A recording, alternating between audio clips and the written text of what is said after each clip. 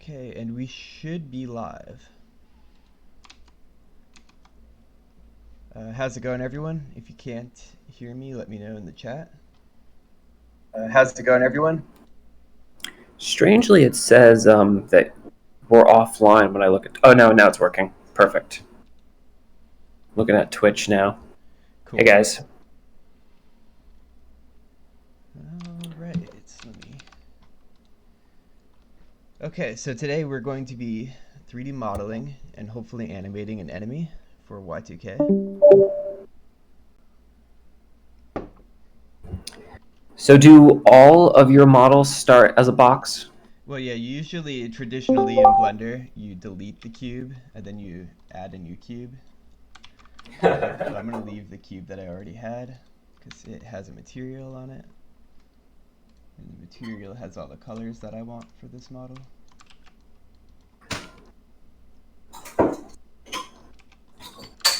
But actually, I'm going to ignore the cube for now. And I'm probably going to start with a sphere. Let's try that again. 12 by 12 sphere. Nice. Alright, we're deleting the box.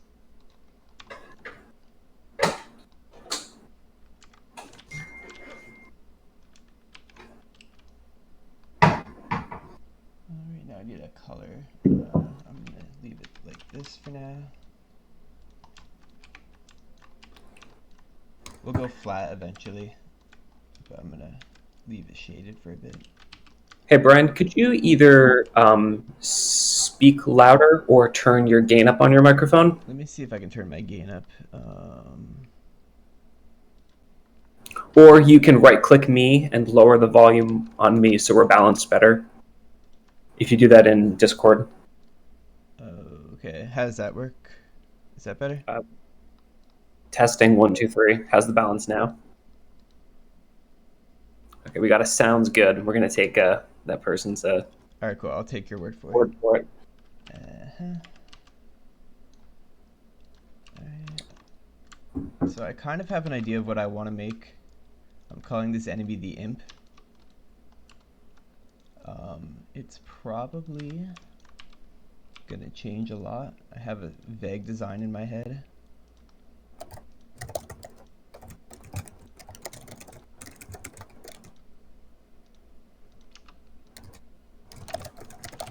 I'm just gonna start recklessly cutting into this sphere.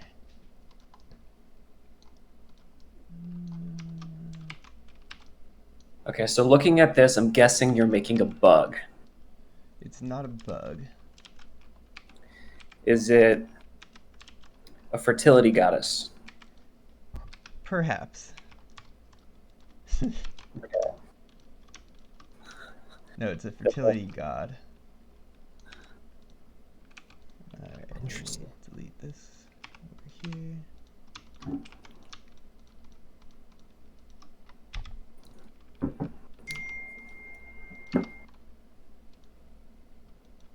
Oops.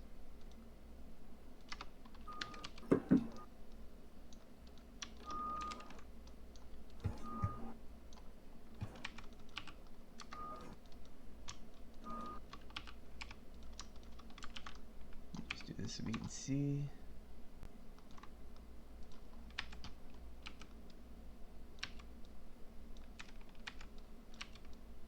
Alright, something's starting to happen.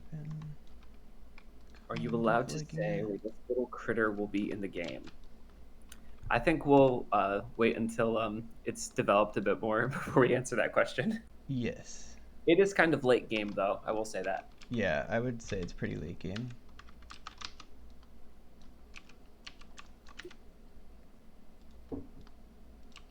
So, Brian, when you set out to make something like this, Yeah. how much of a finished image do you have in your head? It varies. Sometimes I don't have any image and I just start playing around with the shapes. For this, I kind of see it already. So I'm hoping that leads to the thing that I want to make appearing in front of me. We'll see. Sometimes I'll pivot. Like, I'll have the idea, and then I see it, and I'm like, nah, that's not it. So you don't think a clear vision before you start matters? Like you can do without that? I tend to be able to do without it just because like I'm so used to 3D modeling that the way that I do it can change like all the time. Like right now, I'm like kind of surprising myself. Like, oh, okay, I didn't think I would do it that way. I think that can be better when you have like a loose idea and then you get excited by something you didn't foresee, and all of a sudden it kind of pushes the direction Yeah, I somewhere don't like to new. plan out too much. Like, I could have drawn it and then brought it in, but I feel like it takes too much time. And then I don't have any of the spontaneity. Then the creation happens on the paper instead for me, Yeah, which can be that fun makes sense to too, but me. it's not usually what I want to do. Alright. I've been picturing this guy with a pretty long nose for a while, so we'll see. We'll see if that's what I want.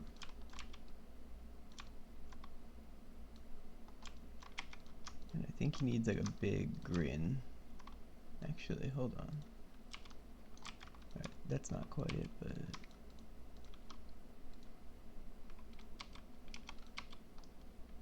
I'm going to bring in Cheryl, who is hanging out with us in our uh, server.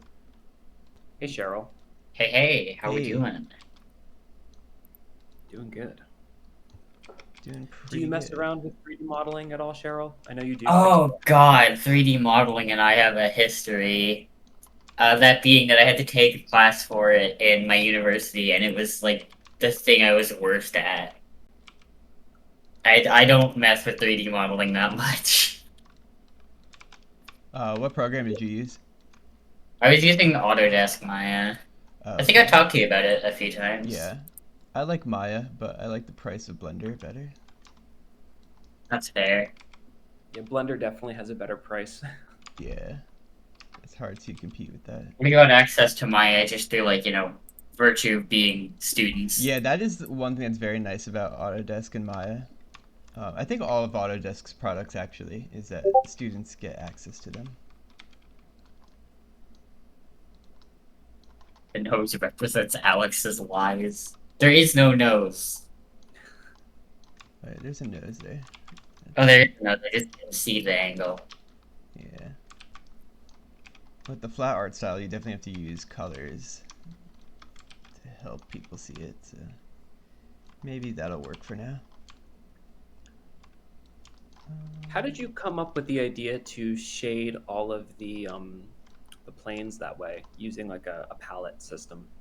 Honestly, it kind of comes from the palette itself. Um, I think originally the palettes were much smaller. It was like basically like, you know, maybe 3 by 3. And then for each character, I just sort of made a new palette as I needed.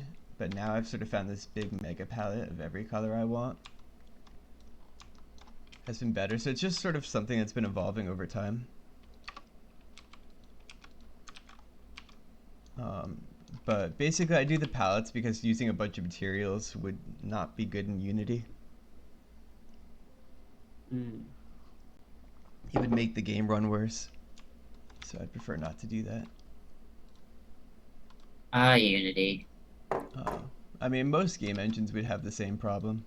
I can't really. Yeah. I like Unity a lot. It's really fun to work in. Yeah, it's sure is Unity.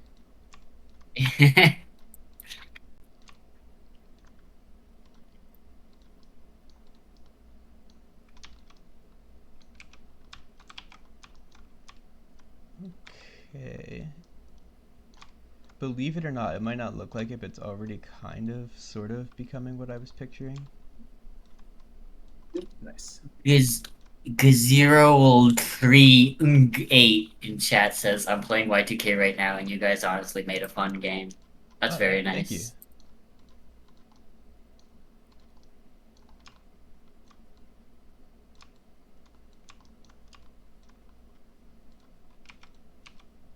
I'm very excited for people to play IV. I am also very excited for people to play IV. This update slaps, y'all. Yeah, I think Glad you I think picked people are gonna like it. We started doing our third wave of beta testing on Friday, That's right. and yeah, and it's all like it's like 30 people who hadn't played any of the previous builds for IV, and it's been really cool to see a fresh perspective from people who didn't watch it get developed as we were making it. And I think that if the reaction is anything, even if it's like 10% of what their reaction is when it actually comes out, I'll be very happy. They've been super enthusiastic and engaged with it. It's really cool. Yeah, it's always fun when new players get to see the game because everyone has different reactions. It's honestly always surprising to me. I don't have high pain tolerance, so I hope the slap isn't too hard. No, you don't understand. YIIK 1.5 is gonna break down your door and assault you on multiple fronts. It's going to force you to file for insurance, and then it's gonna 1.0 was in the void said game. insurance. IV is like a federal crime. I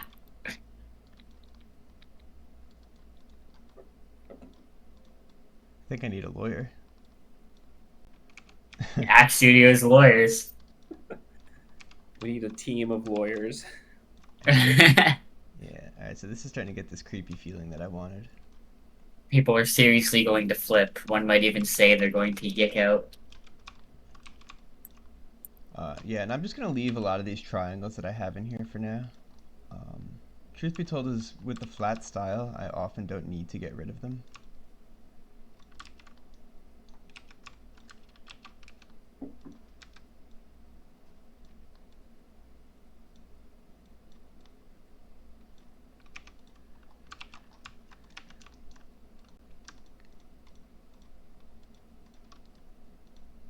Bad Skull 33 says, does Brian model and texture everything? Yes, all of the graphical assets in the game, with the exception of a few props, which were made by Ian, and then the cutscene portraits, which were drawn by our sister Bridget, Brian has made. Brian is like the That's right. nucleus of Y2K development. And now I like to texture as I model. Especially with the palette system, it just makes it easier to see what I'm making. And I think I need to put a triangle. No, it's not there. You can see one of these vertices looks funny on the other side. Oh, it's this guy. Do you usually leave the rounded kind of mode on to look at the models that are meant to be more polygonal to inspect how they shape up over time? Or do you intend to make something more roundish this time from Skull Pilgrim? I like to switch back and forth between views as I go. That way I don't sort of make any mistakes with it. Like if it looks pretty smooth here, it'll look good flat shaded, but if it only looks good flat shaded, that's kind of a problem too.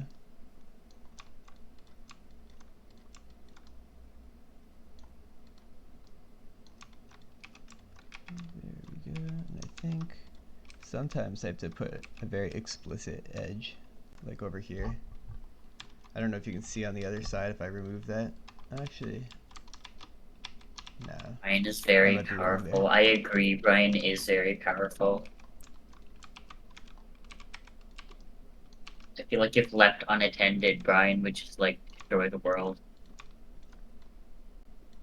Or he'd rebuild it and make it better. Whoa. That's true.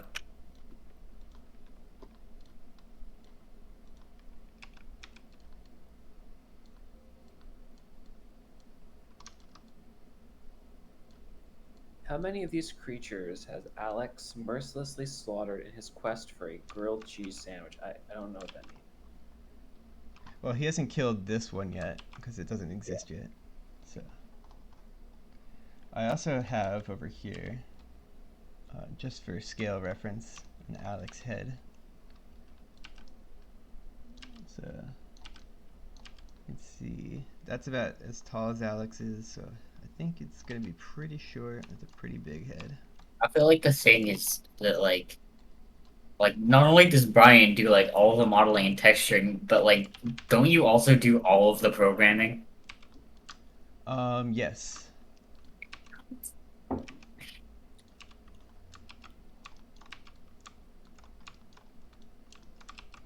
Alf's on Twitch says, "Does Andrew ever try modeling?" Yeah, I've 3D modeled in the past. I used to be more into it when I was a teenager, but doesn't really interest me so much. I like working in 3D, like doing level designs and stuff like that.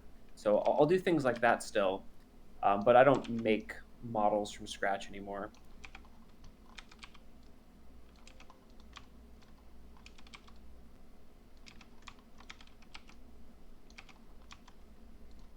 Did the same person who voiced Alex's mom also voice Panda? No, Chris Niosi voices Panda, and Michelle Knotts voices Alex's mom.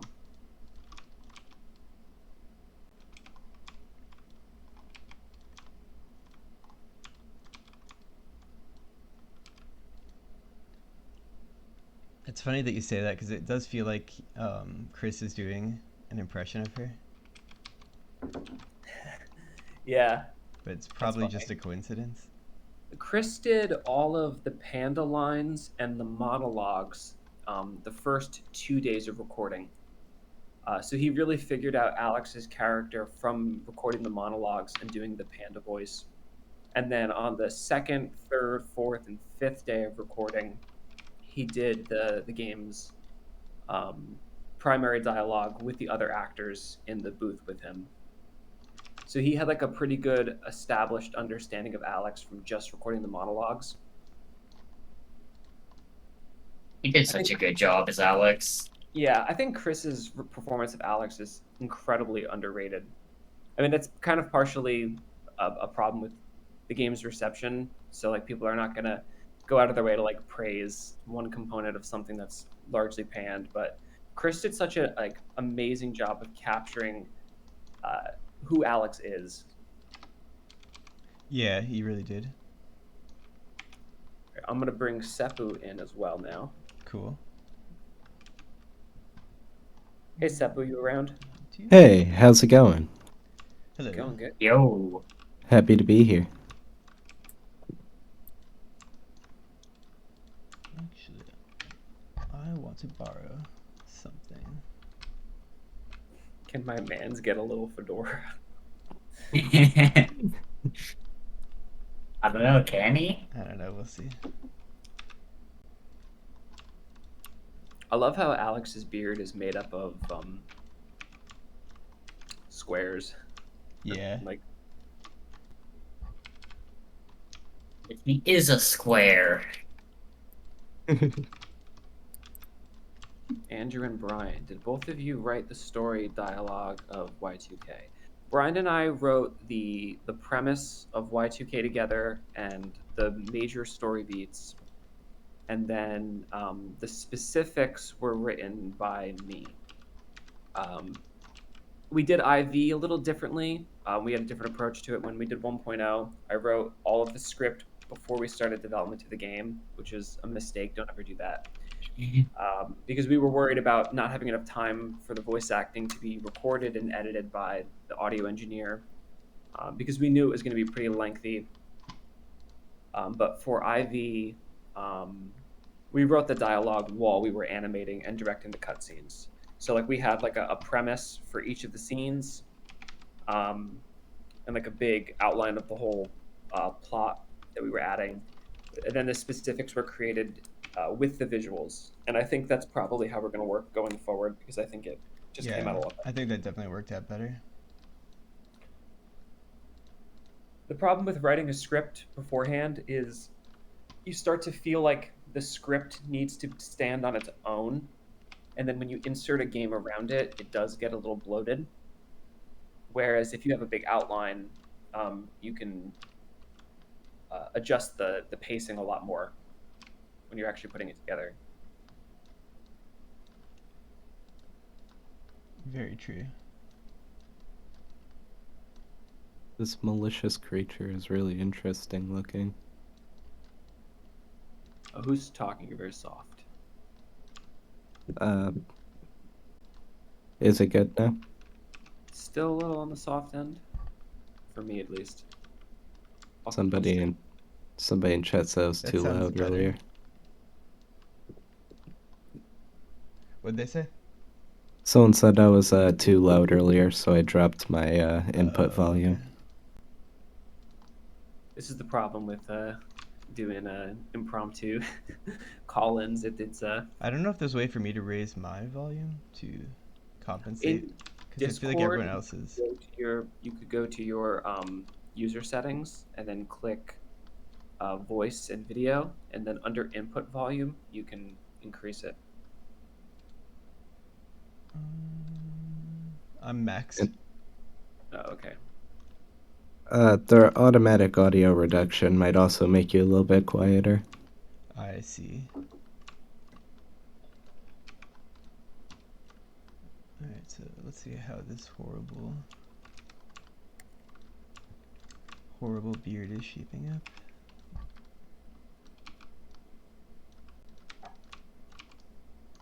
I think I can make this work.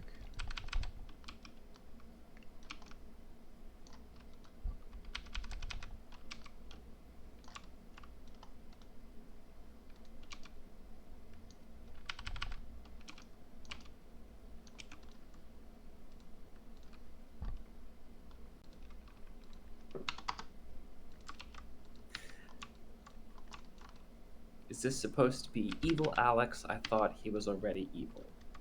Alex is not evil. He's just a work in progress. And the problem is being a work in progress can really screw with people's lives. So you kind of have to pursue a certain amount of self-awareness. Otherwise, you can kind of just like bounce through life, hurting other people without realizing it. To me, evil implies intent and a disregard for good. Like I think Alex is He's not really self-aware trying. Yeah. to be truly evil.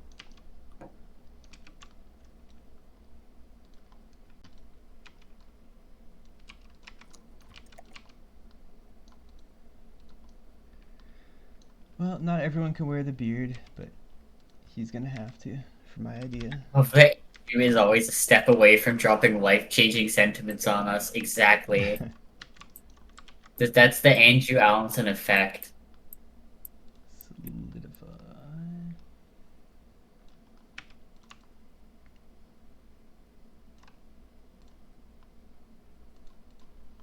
Alright, I'm gonna make a copy of this 2D beard. And I'm going to solidify this. And then... You guys are ignoring what Alex did on July 28th, 1999. Well, yeah.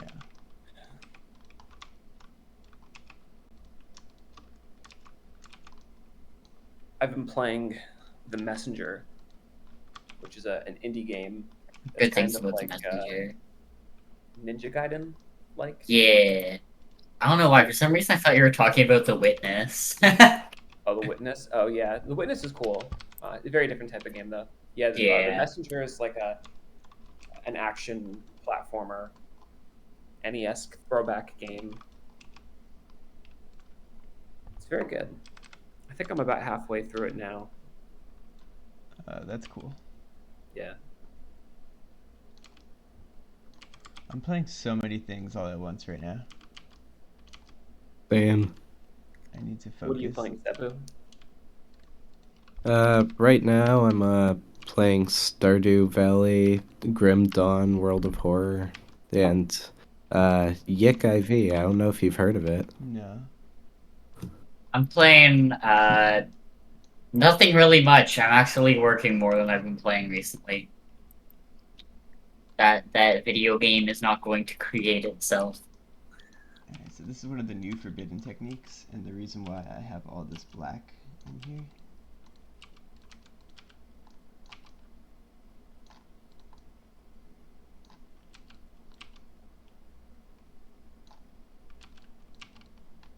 Did you guys add the Chow Garden yet? Not yet. We have major features to finish first. What are you talking about? That is a major feature. Has to hit. Once we hit our minimum viable product, then we will do fun stuff like the Chow Garden. It's all fun stuff. The Dolly garden. Dude, I would love to be able to raise like multiple dollies. Alex just collects more cats. I don't know. Alex just on his days off from looking for Sammy just goes in like the woods and looks for stray cats and then brings them home. Hmm.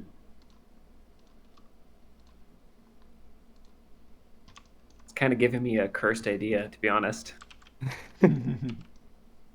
That's great. What's your first idea, Angie? Well, I see something like a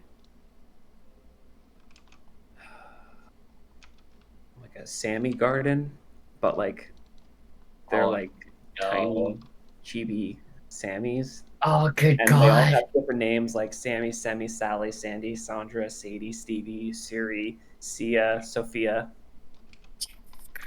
That's great. It's pretty cool. I don't know. I will say.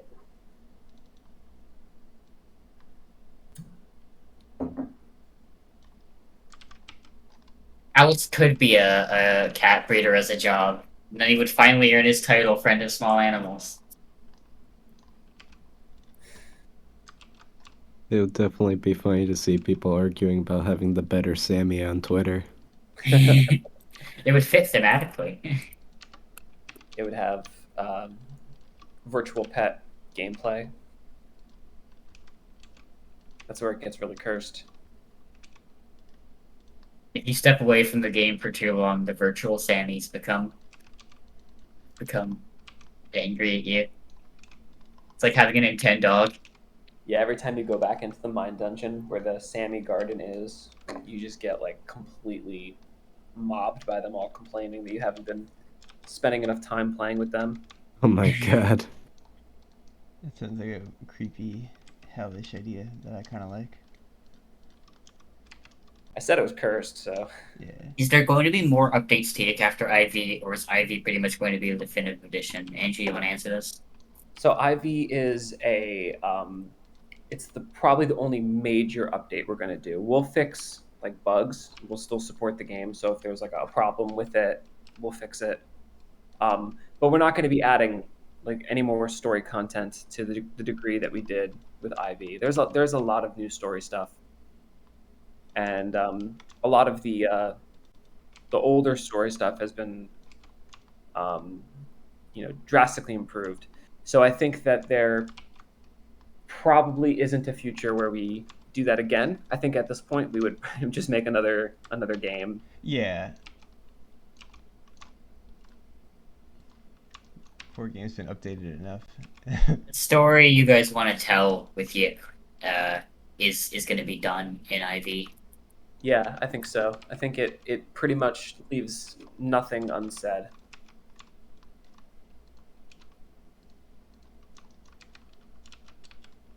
Thoughts on the hit game Off? I love Off. I have Off is great. Yeah, Off is really cool. There's a reference to it in YIIK.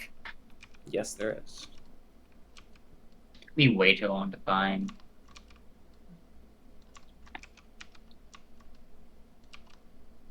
It's not a very overt reference, so I could see why some people would miss it. How would you guys feel if someone made a fan game sequel to YIIK? Oh. Yeah.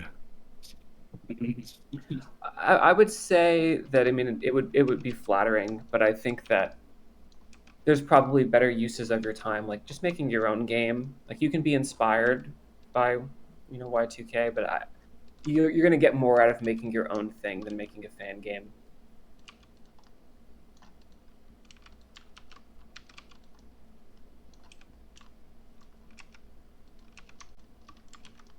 Ryan says, "Yo, Andrew just admitted to beating off." Did Hard to I? figure. I don't think that happened. Yeah, no, he didn't. He just admitted to liking it. I'm a concept. Do not sexualize me, please.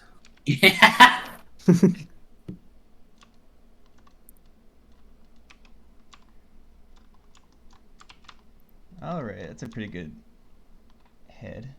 It's kind of Okay, what I I'm was gonna picturing. bring Livy in. Augers. Hey, Livy.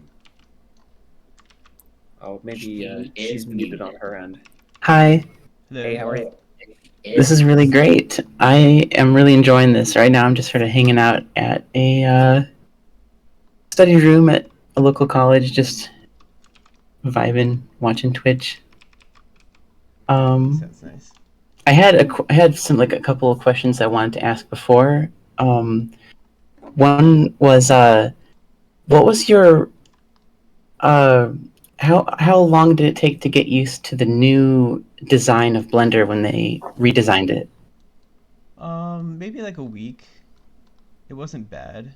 I had Nice. already really changed up my Blender keyboard shortcuts to match those of Maya because I came from Maya. So Mm. I've been switching 3D programs all my life, so it didn't really bother me. Nice.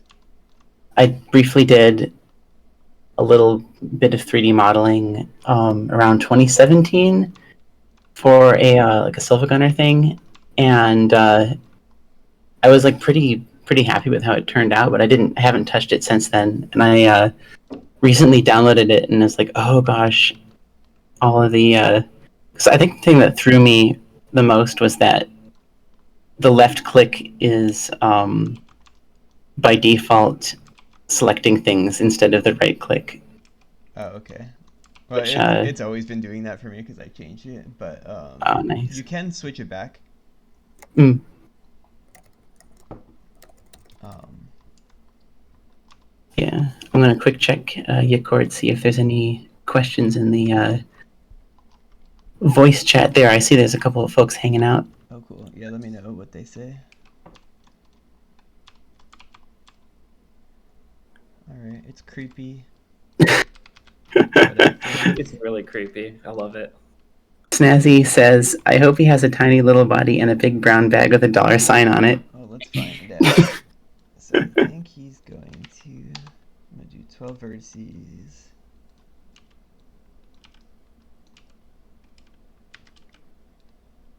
All right.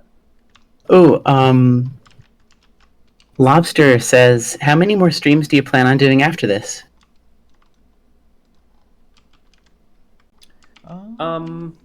I think we're gonna probably do streams up until the release of the game, and then we will probably start doing some streams about our next game where we kind of talk about like we're planning on doing more streaming stuff. Is basically Nice. the point.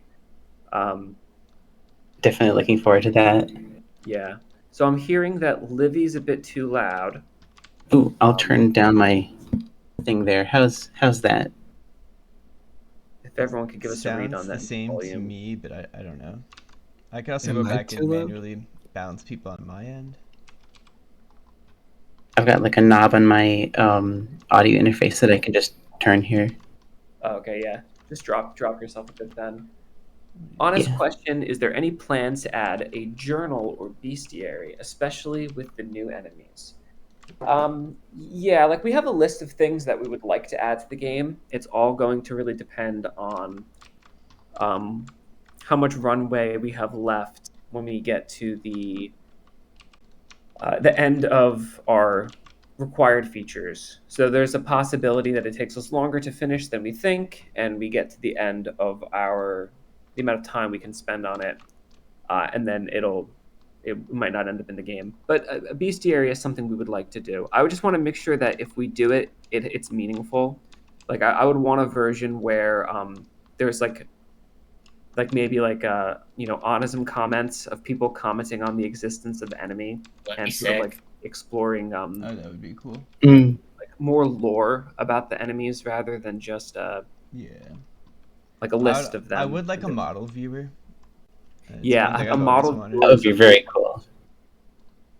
I remember playing 1.0 on Switch back in like probably 2019-ish, like right around then when it came out, and wanting to look at the NPC models like up close. Yeah, I think that's been something that Brian has wanted to do for a while. Yeah, and the only tricky part is figuring out how I'm going to load them all, but I'm sure I'll find a way. Yeah. This little guy looks amazing. Oh, thank you. That was such a quick shirt. A little museum in the mine dungeon with models and descriptions. Yeah, that could be a good way to do it. Put it into the mine dungeon, and once you've seen the enemy, it appears in the list. That might be cool. Yeah, I could see that working. That might even be like thematically better.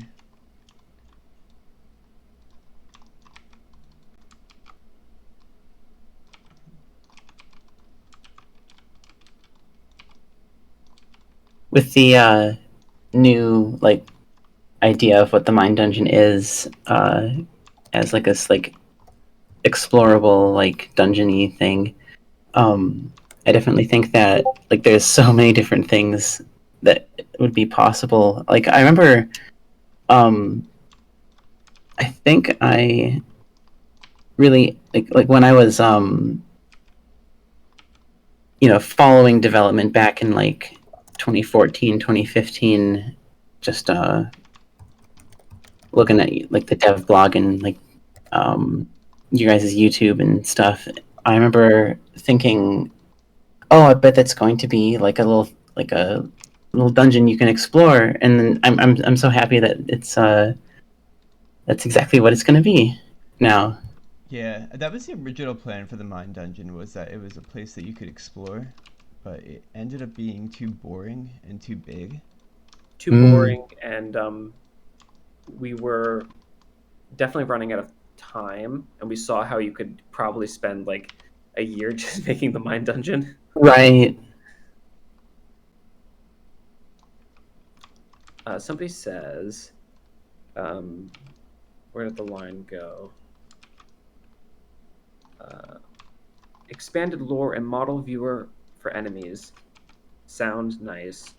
I really hope the new enemies are interesting because I felt like the old ones were a little underwhelming. Yeah, we felt the same way, so we tried to add more enemies that were exciting, like the goth Vela with the scythe, stuff like that. And I think that it's definitely an improvement over 1.0. Yeah, the enemies are, and even like some of the enemies that do return, like a couple of them got a facelift. Yeah. Like the Millennium Bug. And yeah, the Millennium Bug looks cooler now. These horns are giving me Lord Naimon. It is I, soul lead. What is that? Oh, it's from probably the cheesiest episode of classic Doctor Who, Horns of the Naimon. I have not seen that one. I've only seen the episodes of Doctor Who from like the classic series that they put on DVD, like where it's like a special episode. Yeah. I haven't seen like complete series. My dad has a subscription to BritBox, and we've been like going through, and we just hit that one together, and the villain is absolutely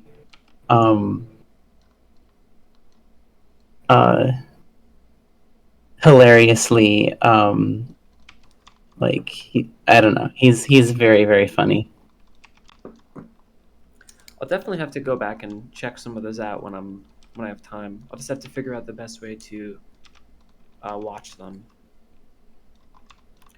So I see another comment here. Is the Pog collection still a thing? Yeah, it's still a thing. It's not expanded in any other way.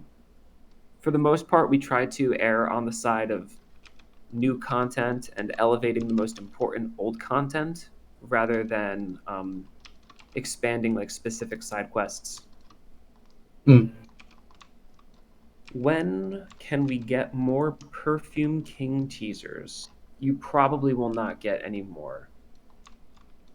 We're going to try to not show off too much before release. It's probably going to be more things like little teasers like the beach scene that we're doing at 9,000 followers, Nice. stuff like that.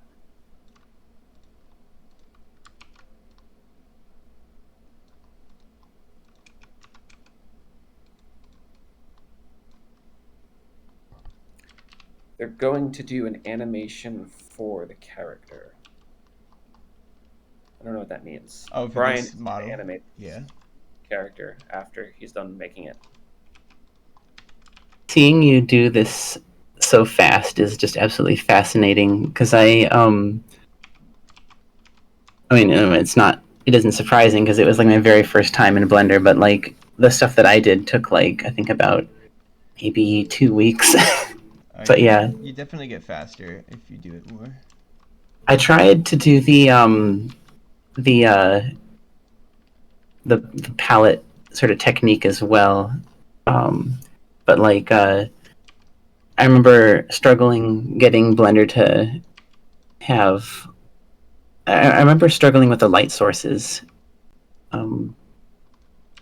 Because sometimes like when you go when you go to render or like when you go to do that, then Blender would be like, no, the entire thing is like in shadow Oh for no yeah, rendering reason. is a whole other complication. I think, Something that and makes me Brian, correct me if I'm wrong about this. In like traditional 3D pipelines, isn't lighting like a different discipline than modeling? Like yeah, it people, often is like there's a dedicated lighter. Sorry, that's my notification. If you hear that, oops. no, it's fine. I know that Michael mocks Alex for being fat, but I never got the impression from Alex's model. Is Alex supposed to be stocky, or is is Michael just fucking with Alex? LOL. Um, most of Y2K is Alex's like projection. So like Alex presents the game to you. It's all filtered through his own perception. Well, Alex, we just dropping spoilers live. well, I don't know if there's. I think this is all in the game, and I think if you a lot of Yes. people Yeah. have played the game and haven't picked up on this, so It's I fair. kind of get Yeah, it. yeah. Yeah. So like, Alex's residual self-image is presented to you as he sees it. And sometimes people's comments sort of come through, and they might reveal truths about like the game's world, things that like Alex might not be self-aware enough to filter out when he's trying to make his case to you. Mm.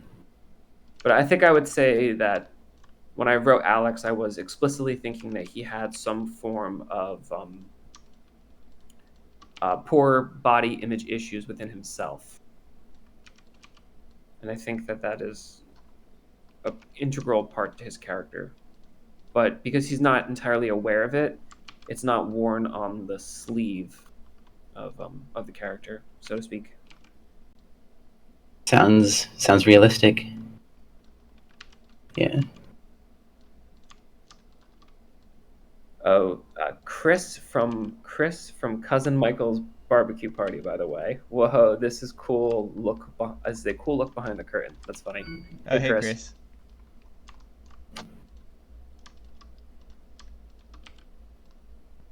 It's funny because we're talking about Michael roasting Alex for being overweight in Y2K, and then we're talking about the real Michael who would never actually do something like that. Yeah, many of the character models are based on real people, just visually. And a lucky few got to keep their names. Mm. been a while since I've been to a barbecue party. What was that, Cheryl? It's been a while since I've been to a barbecue party. I just went to one 2 days ago. It was my dad's birthday, and he had a bunch of people over, and we were passing the guitar around. It was great. That sounds fun. That is always fun. Okay, let's cycle Yeah. some more people into here. It was great talking to you guys, to Cheryl. See you guys around. All right, later. I'm being See ya. ejected. I'm being Yeah. ejected. Back later. I'll never. No. 17 more followers. We'll miss you. Oh, I'm still here.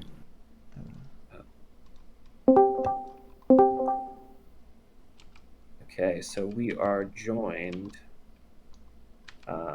by Max and Bad Skull, who I'm in the process of unmuting. Hey everyone. Hey, Okay, yeah, I muted myself, like I didn't know that I was muted on. I Thing. appreciate that. Yeah, hey. Oh, no. How are you? Pretty good, doing pretty well. Doing some illustration and stuff like that currently. I already showed you, Andrew, but I may show like Brian or someone as well. But so far, kind of staying top secret on that. Rad. Cool. That's cool. What do you think of watching Brian's 3D modeling technique?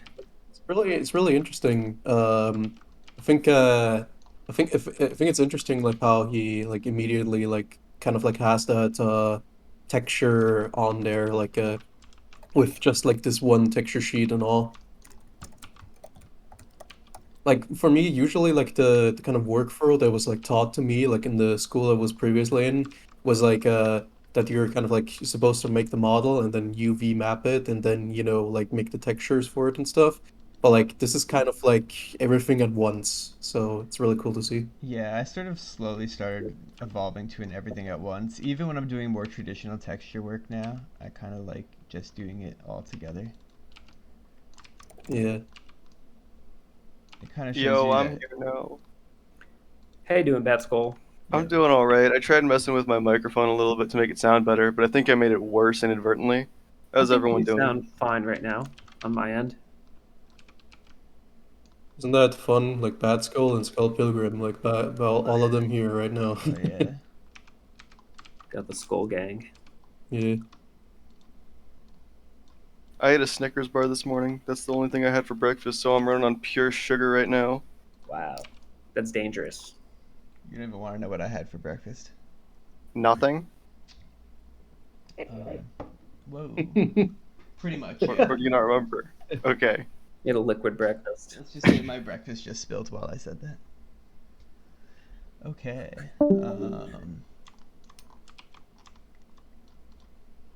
Brian running on nothing but cough syrup and Red Bull. Yeah.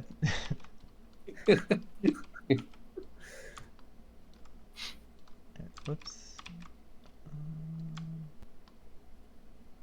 That's about Has one. Michael ever seen a cryptid? Michael has seen 7 cryptids canonically. That's like all of them.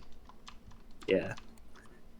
Out of curiosity, like how do the real life inspirations for certain characters feel about like first their inclusion like in the story and all that, and second like perhaps fan art and stuff like that. Like have you shown have- like for example your cousin Michael or Wilfred any fan art?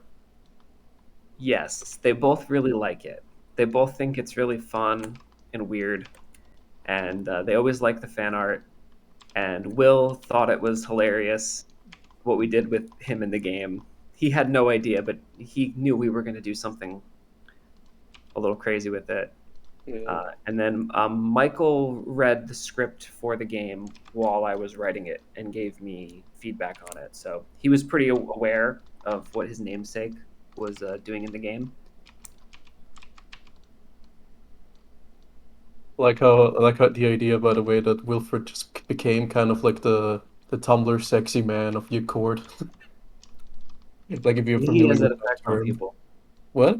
He has that effect on people, actually. He's notorious for it. Fandoms pop up everywhere Wilfred goes. Sick. Are you guys feeling better? Yeah, I think we're both a lot better than we were. Oh yeah. Did you like the YIIK Cord Get Well Soon card? We loved it. It was great. Yes, we appreciated that very much.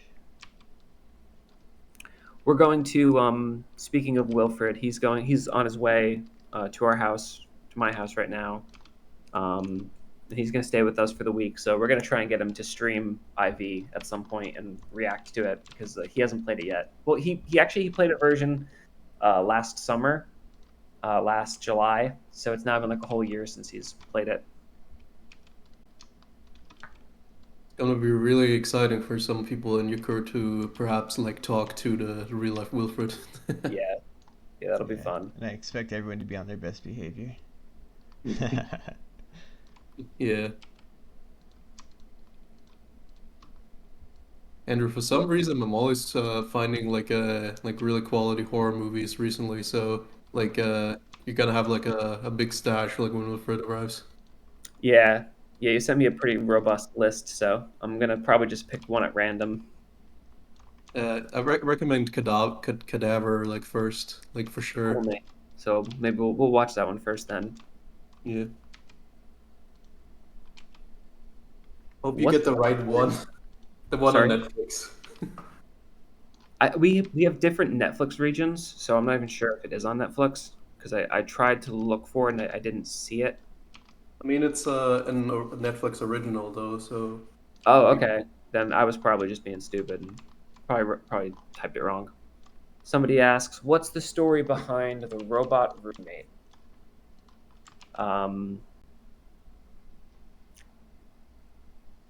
There's kind of like a motif in Y2K that is like spread throughout the entire game, and it's this sort of Alex chases the cat, and then he encounters Sammy, and then there's a robot who, in some way, changes the narrative, and then he chases a different woman who's a metaphor for Sammy, and then a robot interrupts in some way.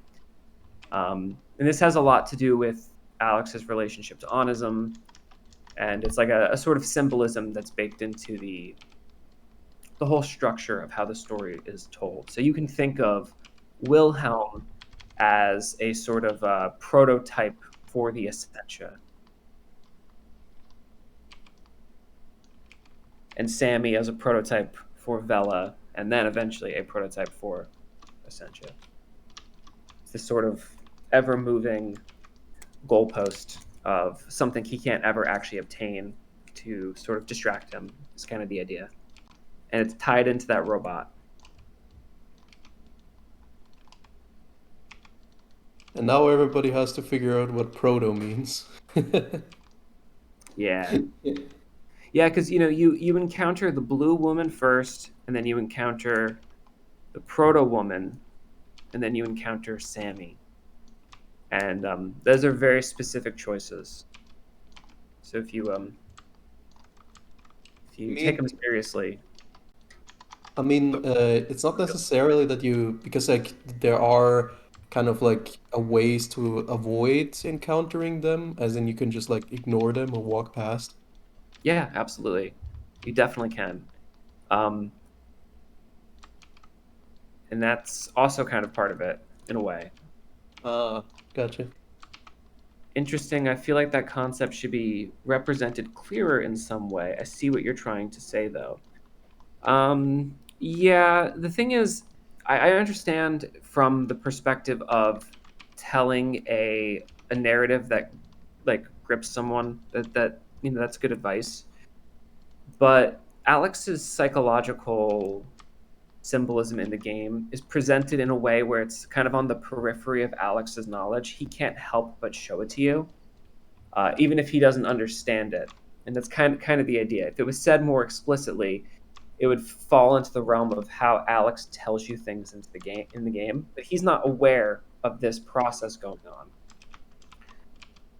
And that's why it's not something that kind of grabs you and shakes you and then takes your head and turns you to look at it.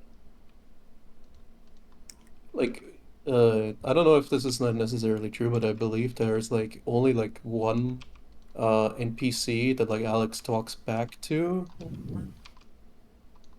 like that one photo chick or something. I don't know, but yeah, that's for Snazzy to figure out.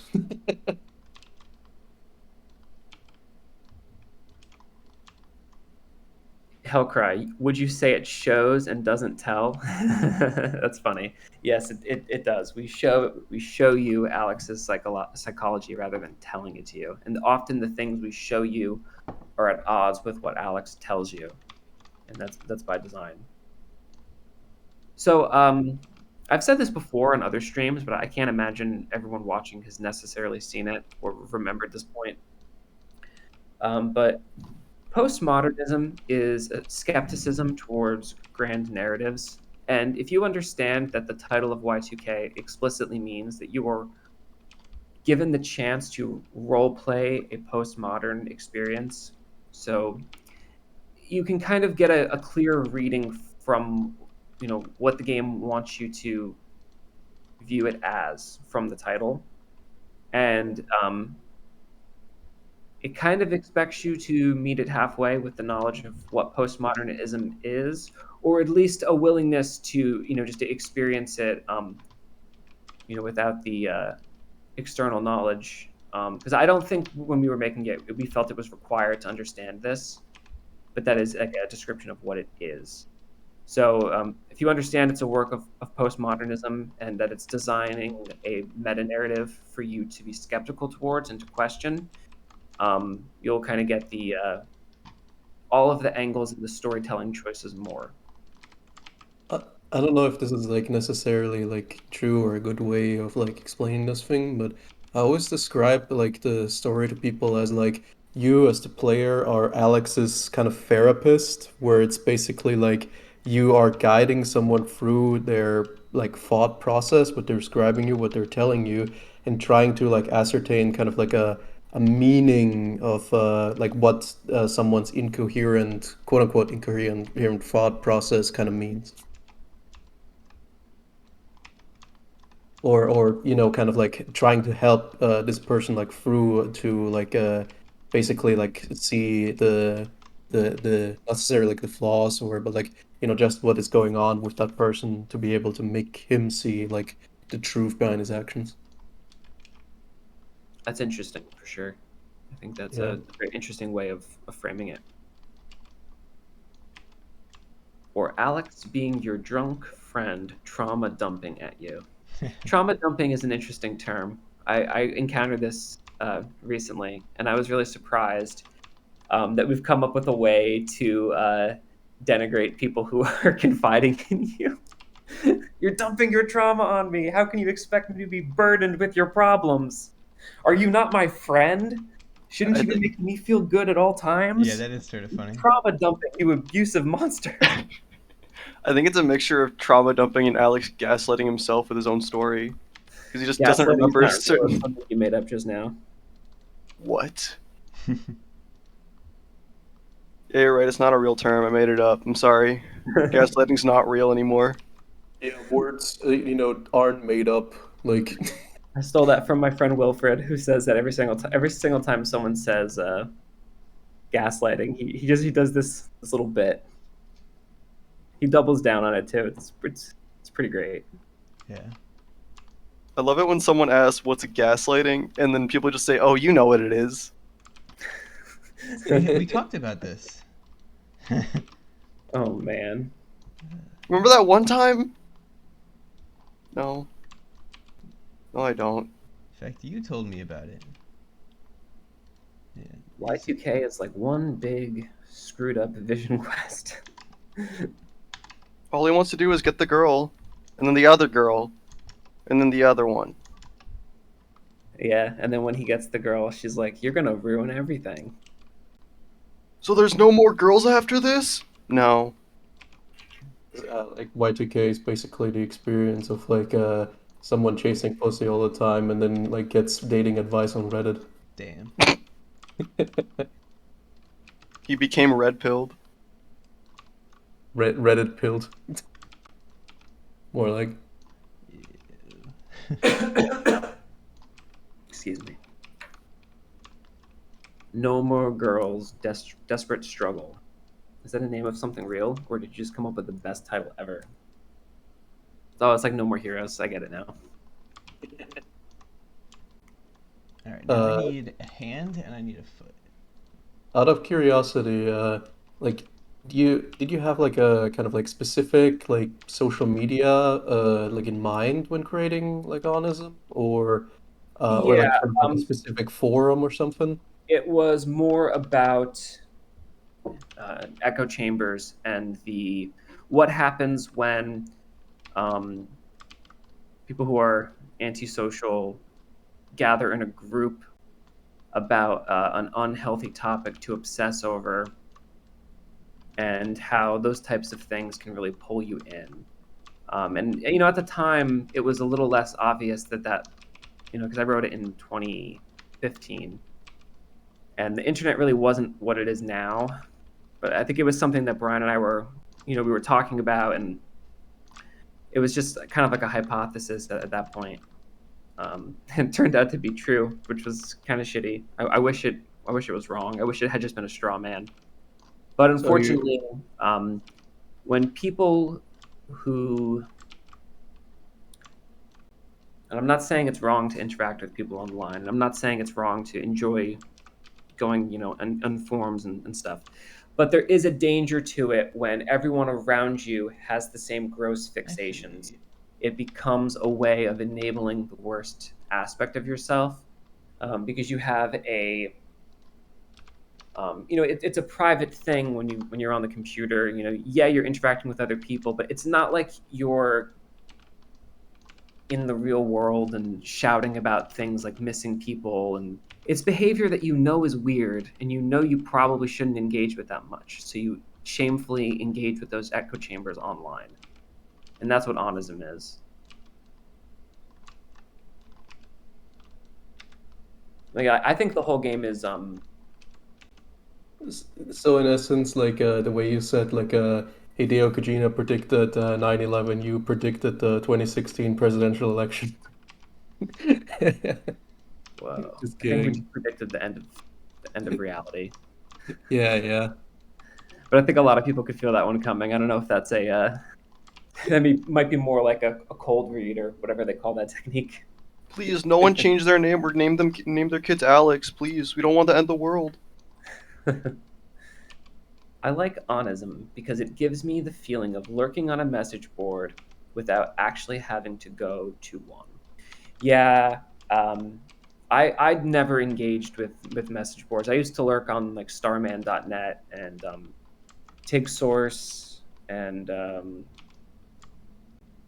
couple other forums, but I would never like engage with them. I would sometimes I'd make an account and I'd reply to like one thing, but for the most part, I never really had like a locked in internet presence on any forum, and I think that was probably a good thing because a lot of people get warped by those because they develop a shared narrative. And there's like little structures that I think shared narratives are good, but shared narratives that are built through the structure of an echo chamber, they usually are not great. I think everyone online now has like a shared scarred experience, like via the internet. I don't really know how to explain my thoughts on it, but like everyone has that one experience where they're like, "Damn, the internet's messed up." You know what I mean? Yeah, and then people go back to it. It's very rarely enough to make us get offline and touch grass. Grass is gone now. All we have are I would cyber I would chips. say I would say like it's like very easy to touch grass, but like to keep touching grass, I think is harder. It's like an addiction that you gotta fight, you know? That's probably true.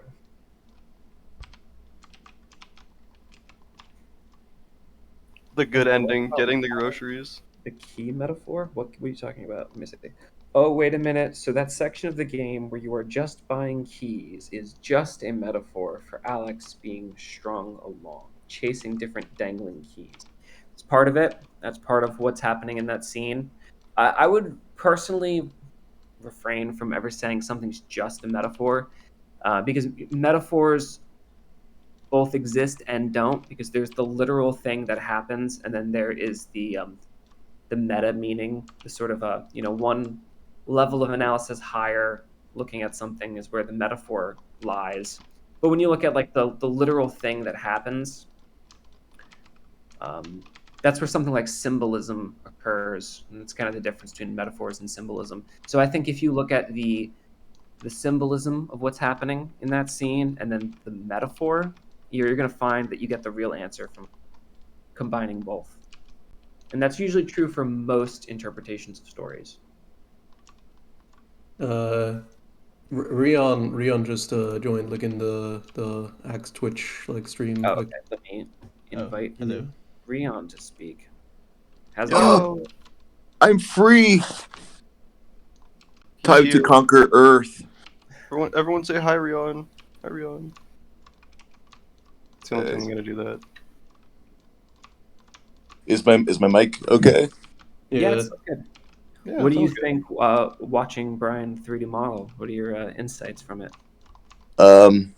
I'm impressed with how fast he is at making things. I think that's pretty cool. I'm always impressed by it too. Well, thank you. I I've think the seen most Brian make like 5 characters in a day before. impressive thing I just saw was him just making the thumb and just making the finger bigger. Like I thought he was gonna do a separate model, but he just like makes the other finger bigger to make a thumb. Yeah. Yeah, it kind of worked.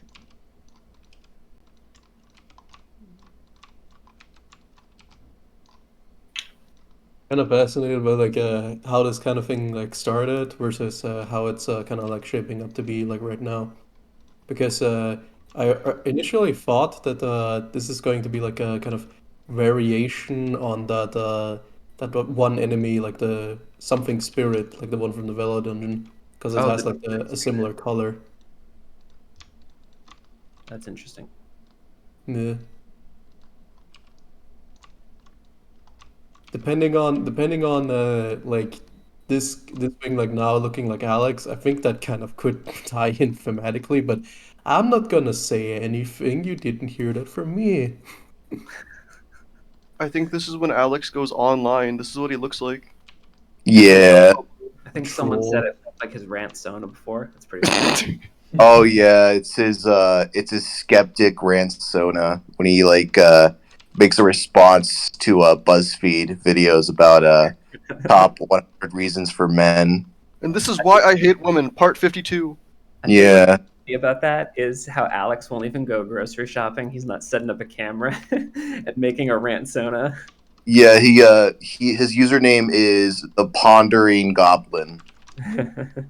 This drink is green says, yeah, onism causes a lot of problems throughout Y2K, and especially dangerous for someone like, say, Rory, who was already going through a pretty traumatic event in his life.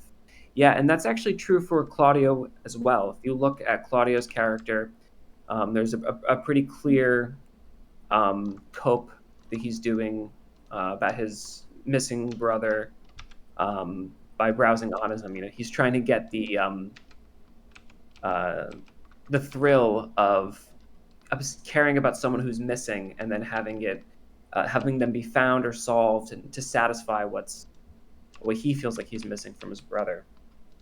This drink is green also says, like, imagine having lost a loved one and then ending up on onism. This is a hotbed of toxic fixations or just general callousness. Yeah, and what's interesting is I guess maybe rather than what's interesting is what I found fun about writing onism was showing all the different ways that people can be pulled into that. So like some people are just engaging with it ironically, using it as a a place to make fun of other people, but still using like the topic of missing persons and the occult as like their framework for their bullying. So it's like a bunch of different types of outcasts looking for some sort of shared meaning that they can relate to people through. Yeah. And I think that those are not all created equal. I think that there's definitely bad shared narratives you can relate to people through. And I think missing persons cases is a particularly gross one. And I'm kind of disturbed by true crime podcasts and all of the websites that go into like granular detail and try and create headcanon about how certain cases were botched or where people really went to. I think that that's is really disgusting. unhealthy. People should stop it. You know, Oh, like BuzzFeed Unsolved, for example. I don't know about that. What's oh, that? It's pretty much I was thinking like it was kind of recent, but there was like this YouTube kidnapping incident, or well, it wasn't a kidnapping. It was more like these couple. They were like on a van trip, and the husband came back, but their wife wasn't there, and it became this like whole like incident where the husband like tried to escape, and ended up dying like in a forest, and everyone was like trying to figure out where the wife was. Oh The yeah, I you remember that. Yeah, you guys know what I'm talking about, right? Yes. I don't know if I do. Mm. I don't think so. But so wait, so BuzzFeed was doing Oh, no, what I wanted to like share like that, nothing related to Rion, just that BuzzFeed is like has like a series that's kind of like a true crime fiction. Like the first time I've heard about the Elisa Lam case, for example, was on BuzzFeed Unsolved. They did like a whole episode on it. So like it's basically, and you just it's not just like a niche thing that's like basically like a niche fascination. I'm just like describing like that BuzzFeed is like is huge in terms of Oh yeah. like Killers are recognizability big and stuff like business. that. I think Don't click that Discord link. the What? NPR podcast Serial seems to be the thing that made true crime obsession super mainstream. Like there was always like Dateline and things like that that would cover unsolved crimes where they would interview victims of stuff, but that was kind of more of an attempt at like pop journalism. Um, but when you have the internet and its communities that are built through talking about one very specific event, you get something very different than someone watching a Dateline story and then discussing with people they know. When it's something that you're regularly checking up on, and like when Serial came out, it was very big on Reddit and Twitter as well. And I think there may have even been some Tumblrs devoted to it. And the whole podcast is interviews with a convicted murderer, and throughout the podcast, the host kind of falls for the killer, and the audience does too, because he's very likable and he's very charismatic, and they have a whole thing where they go into what's the likelihood that I met a serial killer who's charming and a sociopath, and that I'm just being pulled in, and like they get really close to sort of like realizing that hey, maybe that is true, but they throw it away using statistics. Um, Kind of sounds like that thing that happened with like Ted Bundy or like similar cases where it's like a romanticization of like certain like killers and stuff to the point where they have like a fandom built around them.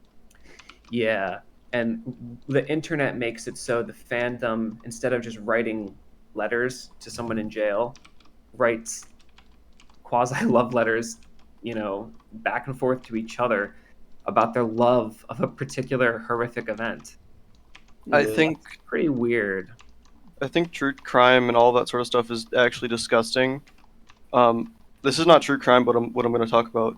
But there was a murderer who was very handsome, and then they were talking about it on TikTok, and so many people wanted him to be freed just because he's hot. That is the only reason, and I think that is actually disgusting. That Yeah. people want someone out of prison just because like they Wow. find them attractive. Like, why would you want that? Wow, that's crazy. People should get off TikTok. Like I think a it's bunch just the of internet. people like I saw like certain communities in like Tumblr and stuff like that that or obsessing over things like guys like school shooters and stuff like that, and like basically like teenagers and stuff like that, you know, romanticizing them and all that, and a similar thing. Uh, but yeah, like I don't know, I do not necessarily think it has to be like necessarily that you're like 100% like conventionally attractive or something like that. It just, I don't know, some fucked up appeal to you as a person that usually I like guess the thing to keep in mind is there's such a large amount of people, and there are going to be outliers of opinions. So if there's going to be people who hate a murderer, there will be people who like him. They'll be on the margins, and there'll be a statistical insignificance unless you give them a platform to connect with one another and signal boost their love for that particular person. And Yeah. that's the problem with the internet. The internet gives people a platform to create communities around stuff they probably shouldn't care about at the level of wanting to talk to other people about it. It's one thing if you have a comment section and there's a story about it and then people throw their 2 cents in. It's another if you take all the people who are saying something positive about the horrific event and say, hey, all of you guys hang out with each other completely unchallenged all day long, forever. And that's kind of a problem. I'm not saying Which, we can do anything about it, but it is a problem. which is why I propose that we bring back bullying to the internet. I don't think that's a viable That's the solution. thing, that's still our problem, man. You don't get it. The problem is bullying pushes people into echo chambers Yes. because they're afraid to interact with people in person because it hasn't worked out for them because they've been bullied, so they become more antisocial. I mean, some of them are antisocial for other reasons other than bullying.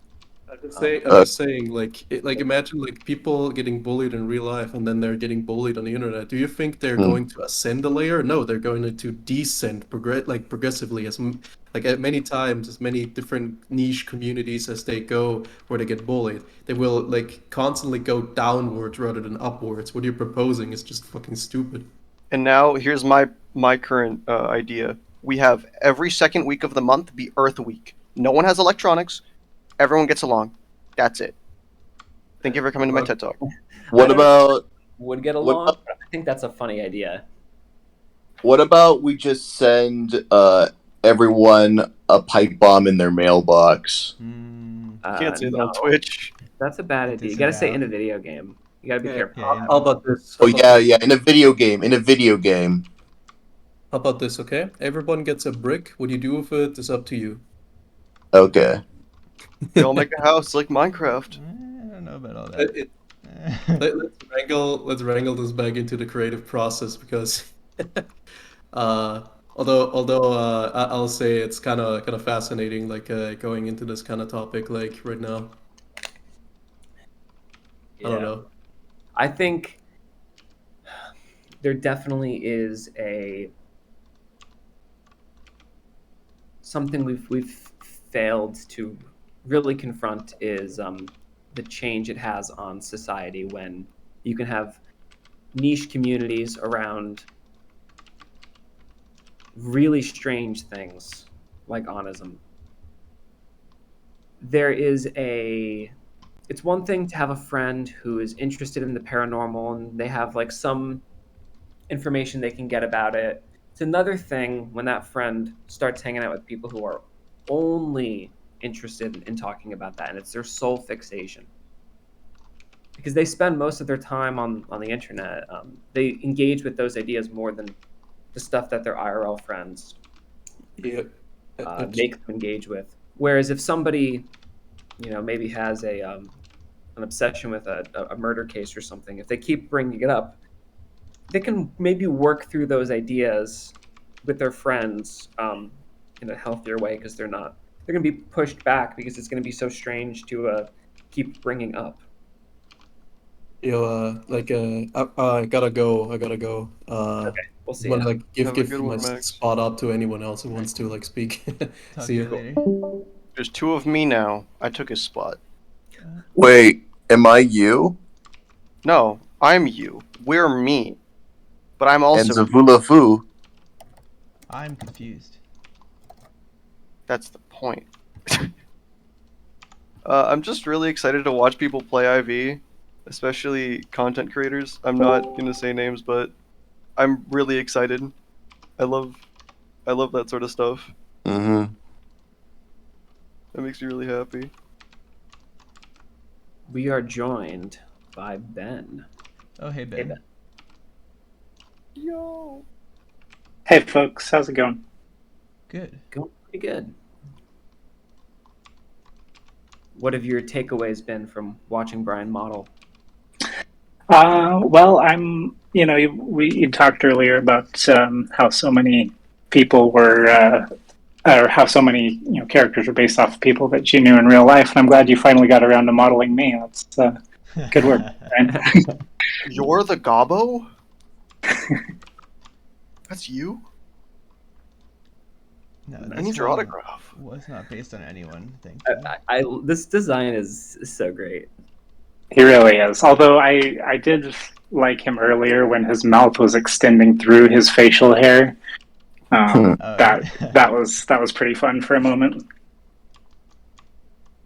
I'm a bit curious. Will this character have realistic goblin physics? Probably I'm not. sorry to burst your bubble, Rion, but goblins aren't real. You can't have What? realistic goblin physics of something that isn't real. Damn it! Guys, remember this is a model of me. Of course it's real. Oh, My thank apologies. goodness. Jeez. Rude.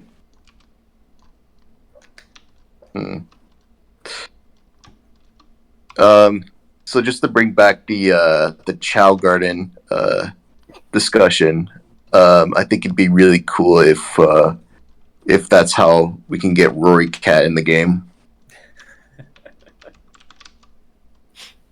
Man, Wow. noted.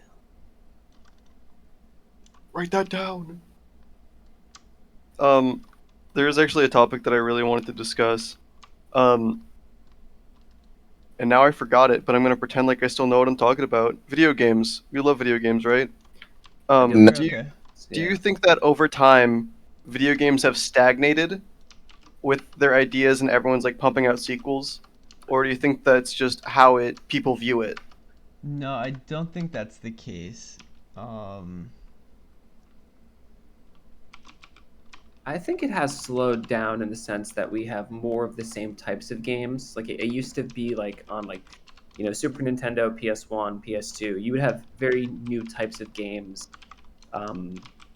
each generation, and then even sequels would be pushing the gameplay envelope forward. It seems now more like a formula gets established in a game, and the sequels are about adding to that formula rather than reinventing it. And then there's more games that are like Assassin's Creed likes, or a very specific type of roguelike. So I think that the feeling of stagnation just comes from there being more games and publishers taking their time before innovating too greatly, like doing new content within pre-established systems. Kind of like the new Doom. The last two Doom games were both really good. But it's not like it's a complete reinvention from one to the other. It's almost like here's some new guns in this world, and new levels and improved visuals, and it's like a perfect sequel. But if like they did that 5 more times, I think people would kind of feel like, oh, is this format going to stick around, or should it?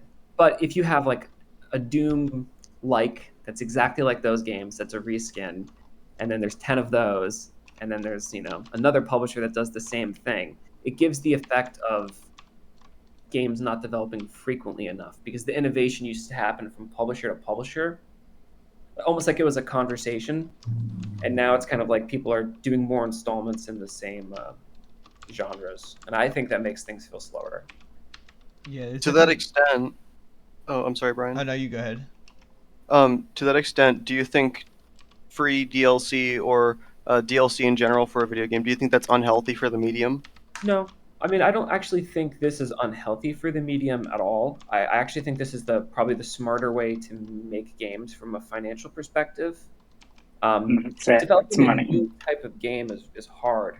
and it costs more money, and you don't know if it's going to be successful. But if you know somebody likes,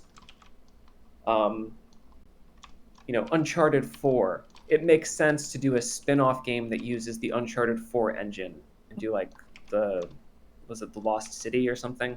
Lost Legacy? I don't know. There's a spin-off game for Uncharted 4 that's really good.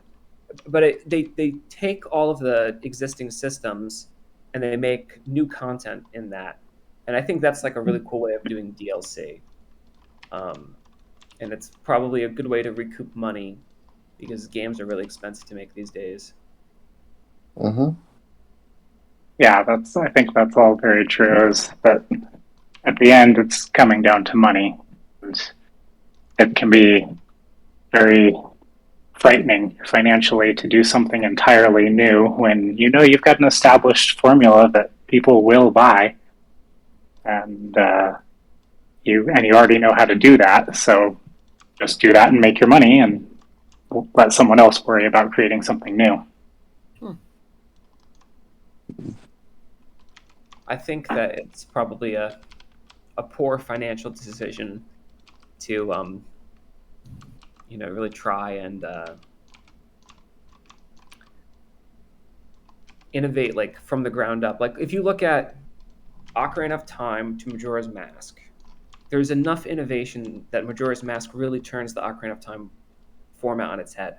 Enough that it just feels like something completely different and revolutionary, even though it uses the same fundamentals. But then when you look at Wind Waker, they've completely reinvented everything. It's a whole completely different formula. Twilight Princess is the same thing. You can see an evolution of the previous games, but they're reinventing. And then they reinvent again with Skyward Sword and then Breath of the Wild. So the Zelda series is one that to me always feels fresh, even if I don't always like one direction as much as the other. But then if you look at something like the Assassin's Creed games, I haven't played a lot of them, but I've played like 3 of them just like randomly throughout their development. And I played the first one, and then I've played the most recent one, and you kind of know what you're gonna get. And if you like that sort of thing, it's good. You know you want it already.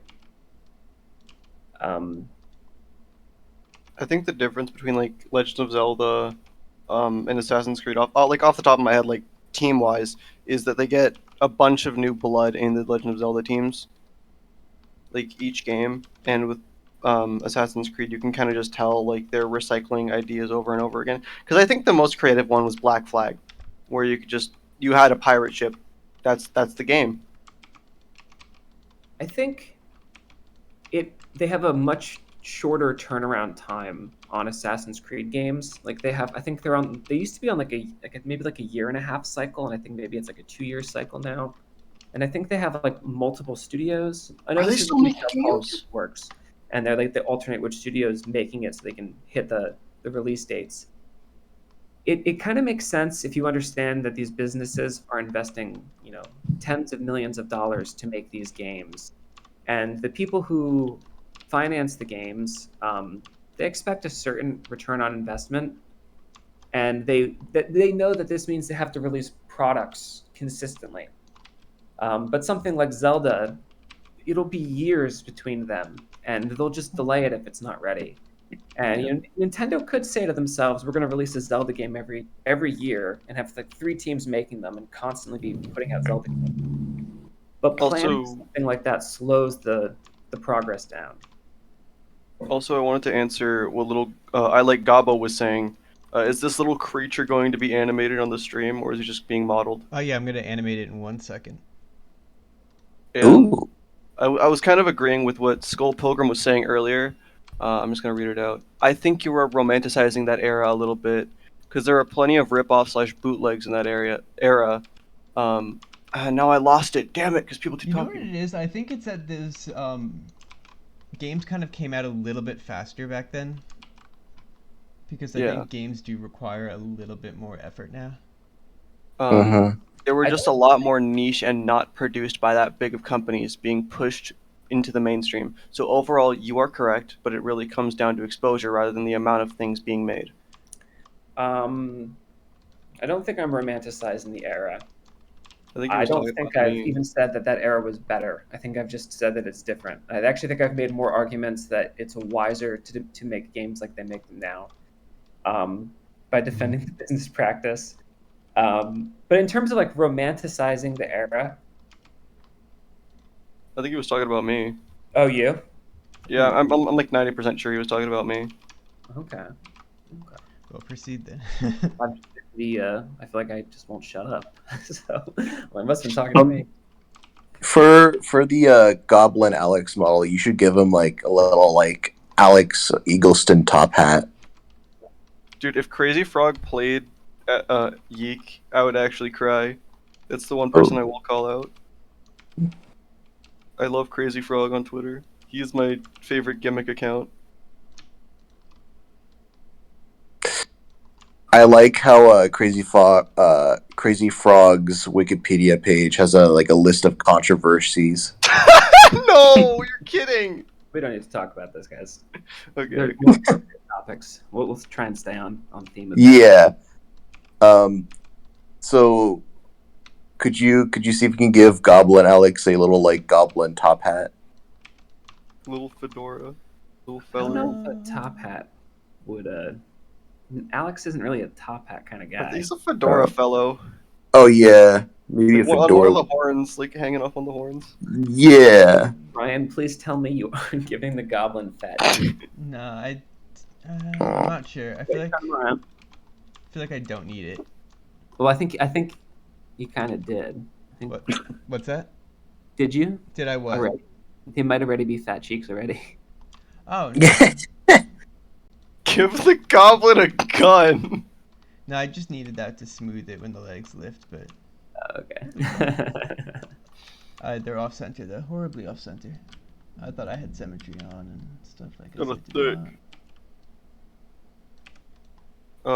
I wanted to answer Sheep Poke's question earlier about Kirby power-ups. I like sleep. I will take no questions on the matter. I like the sword ability because I get to feel like Dante from Devil May Cry. I beat one of the 2D Kirby's without ever transforming, and that's not hard. Yeah. Cheated. Okay, It's so strategically let's, impossible. I'm gonna call this done for now. I might tweak it later, but let's move over to animation. Ooh. You need the weapon still? Oh yeah, a weapon. I would not have gotten very far without that. Alright, I think it's gonna be some kind of either like a spear, because he's kind of got like this, or a pitchfork, because he has his. Yeah, spear or pitchfork is good for this guy. Do you think a tail, Brian? I've been on the fence about a tail this whole time. I'm gonna do a tail because the tail will be fun to animate. Yeah. So is this gonna be like an enemy? Yeah, it's an enemy. Oh. Alright, Doesn't a pitchfork have like different names depending on how many prongs it has? Yeah, should it be a spear or a pitchfork? I think a pitchfork. Alright.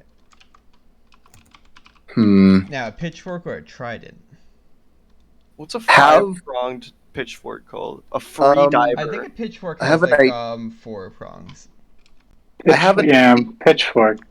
I have an idea for the pitchfork. Since Alex is a big fan of the Golden Alpaca, have the pitchfork be modeled after that Golden Alpaca sword. I would, but I don't want to go through my file hierarchy on stream to find it. Oh. There will be spoilers. Okay. So that's one of our limitations here. Mm. You guys will not believe the spoilers on my hard drive. Oh, literally the whole game.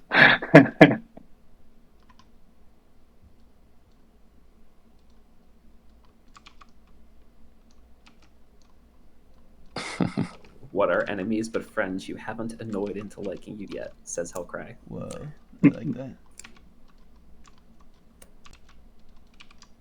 I think enemies to a certain extent you can't befriend. This is not Persona 5 or Persona 4. I mean, yeah, you can't. I had to think about it for a second. I think you can definitely befriend enemies. It's hard, and You can't bully someone into like you. That's like a 5% chance. you definitely cannot bully. Well, I'm doing ping pongs. I don't care what it's called. It's extremely rare to bully someone and make them like you. that's true. Were you talking about bullying? Because I may have misunderstood. I was just saying what Hellcar was saying. What are enemies but friends you haven't annoyed but into liking you yet? But annoying someone isn't bullying them. Yeah, those are different things. It's like a lesser form of bullying. No, No, not it's not. necessarily. No, definitely. No. That's how I view it.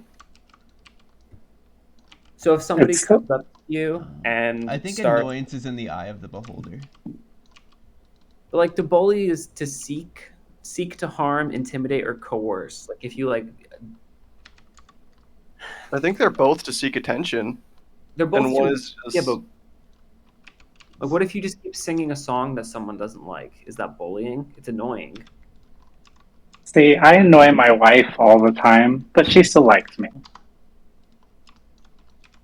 what's the scale here to annoy or to bully? Like where's the boundary line? I think bullying is far more harmful. I think if it does psychological distress and hurts your own self-image or self-perception, then it's bullying. Otherwise, it's just being annoying. Okay, then my definition was not the same as yours. My definition is probably wrong. I need to look up what bullying is now. I've been accusing everyone of this. I kid. Let's see. Okay, so I've had the types of bullying pulled up. Verbal bullying is saying or writing mean things. Verbal bullying includes teasing, name calling, inappropriate sexual comments, taunting, threatening to cause harm. See, now you School can. bullying. Sorry. I was gonna say you can already annoy somebody without doing any of that. Yeah. It didn't work. School bullying is leaving somebody out on purpose, telling other children not to be friends with someone, spreading rumors about someone, embarrassing someone in public. And then physical bullying is hitting, kicking, pinching, spitting, tripping, pushing, taking or breaking someone's things, or making rude gestures at someone. I was mostly talking about like verbal bullying, like just insulting or teasing someone. Because like, I think that does fall under annoying. That's how I view it. Everything else is bullying. Yeah, I think bullying is annoying, but things that are annoying are not always bullying. Yeah, I could see that. It's like a square and a rectangle. Yeah.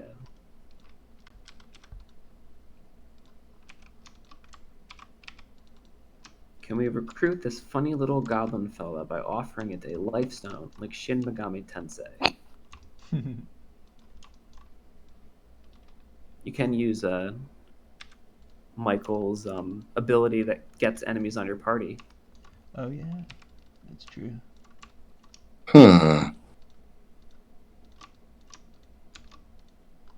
Michael is the greatest of all time. Do you think Alex Goblin is the type of creature to run around your house in your living room like a fennec fox? What? I just don't know yet. I tend to not allow mythical creatures to run around in my house, so Have I'd you say guys no. have you guys ever seen a fennec fox running around a living room? No, I have not. Can't say that I have now. Have you been playing? You should see a video of like a fennec fox running around living room. It's insane. That's I'll remember that for 5 minutes and then never yeah. remember it again. That's just how I imagine Goblin Alex being in a living room. I think he'd go to the computer and start saying mean things online. Unlike normal Alex, Goblin Alex would like say the most heinous shit on Onism. This is him on the computer versus on the Wii. Yeah. I love how the Wii is like one of the most common things in a U.S. household, or like in the world even. And like Oh, yeah. everyone had that one monkey game where it's like all of the monkeys with the video game, or like the little mini games. I don't remember what it's called, but that is a game everyone had. I didn't have that game. The Wii was very successful in the mainstream. Like it definitely expanded the gaming audience in a way that like, there was like a huge sudden influx of new gamers with the Wii. It was a bootleg monkey game. Now I gotta find it. Not Monkey Ball. Everyone had. It was Monkey Mischief on the Wii. Monkey Mischief. Monkey Mischief Party Time. Wow. Yeah, I've not even heard of that. I have no idea what it is. Oh no, my Wii collection's incomplete. If I see a single person in chat saying, "Oh yeah, I remember that game," I'm taking that as a win. As you should. Has anyone here talking or in chat ever played The Last Story on Wii? Oh, I've seen videos of it, but I've never got a chance to play it. That game is so incredible. It's a Mistwalker game. Nobuo Uematsu composed the music for it. Sakaguchi, the creator of Final Fantasy, was heavily involved in the development. It really feels like the missing Final Fantasy game. It has like really memorable characters, a great world, of just an awesome gameplay. Has a really cool take on RPG battles. It's a little bit semi real time feeling. It's a little bit like Xenoblade maybe, but it's such a cool game. Really, really underrated. Actually, it was directed by Sakaguchi, so it really is like the missing Final Fantasy game. Andrew, what's Interesting. one game that you played like when you were a kid? And like you had like big nostalgia glasses for it, and then you went back for it and realized it's a horrible game. None. I've always had impeccable taste. I've always been able to tell when something was crap. Damn.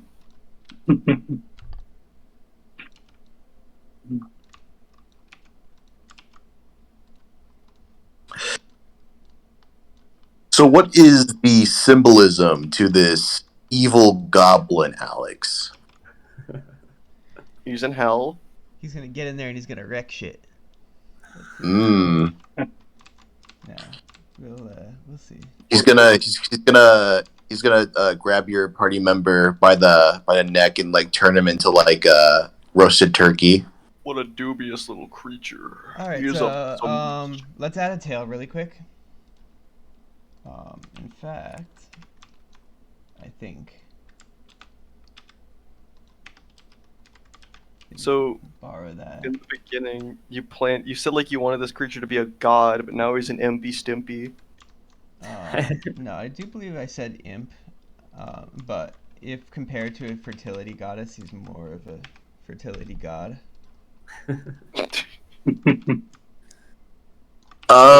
Genre would you guys want to tackle next? Brian, what game genre would you want to tackle next? Oh. What I want to tackle next might defy genre a little bit. Based. But I think, you know, it might have like some stuff in common with an RPG still. But probably I wouldn't classify it as that. Stay I could see there tuned. being shared. Bye. I could see there being shared audiences between the two ideas, but I don't. I probably couldn't be called an RPG. People are talking about like the next game being like a battle royale in chat. No. YIIK battle royale. It's Go on. I was gonna say, not to spoil a little bit, but it is a real-time action MMORPG with Alex still as the main protagonist. It is also a battle royale, so it's a little bit genre bending. Whoa, that sounds awful. If awful, you mean awesome. They're gonna make Pilot Wings YIIK Edition RPG mechanic. What do you think of a YIIK Battle Royale? I think it could work. I wouldn't want to have to make it. Just gotta lean in heavy on the microtransactions. That's I think battle royales are interesting, but they're kind of all very similar. Yeah, It's that's probably an example of the low down feeling where the games are, all like foundationally the same. Andrew, formula have you played works. Fall Guys? Stick with it. What was that?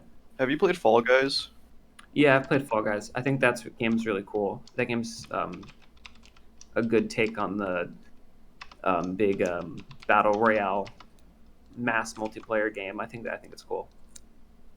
So, hypothetically speaking, you would add Michael to Fall Guys. Yeah, I mean, if they asked, of course we would say yes. It just All doesn't right, seem realistic. So we're gonna move over to Unity now. Sick. Alright. Yeah, Oh, so I that's- think I'm going to have you guys leave, bring in whoever else wants to come talk. Cool. I'm gonna. Alrighty.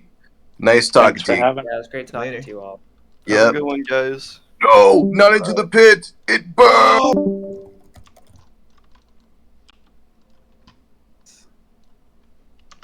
cool. Now I'm So, going Brian, can you talk a little bit about the animation system you made here? yeah, I can. So let me actually just finish setting him up to be animated before I do that. Okay, cool. I'm going to run to the bathroom, and can you try and maybe see if you can find a way to boost your audio or move your microphone closer? I've had to be like eating my microphone to get any louder, I think. Can you Is this better at all? can you speak in a shouting, halting manner? Not today, I can't. Okay. I hope you guys can hear me somewhat. I keep having to move away from my microphone because my eyes aren't good and my monitor's big. Whoa. Let's see. You got to get one of those gamer headsets. Yeah, that's what I need. Yeah, I can hear you better. So that seems like an improvement. All right, cool. So I just have to be obnoxiously close to the mic. That's cool. Okay, I will be right back. I will see you. All right, so basically I just need to move all these pieces so that they're parented correctly. I could have done it in Blender, but there's a scale discrepancy if I do that with the latest version of Blender that I'm using. So I'm not going to. Oh wait, I've misnamed a foot.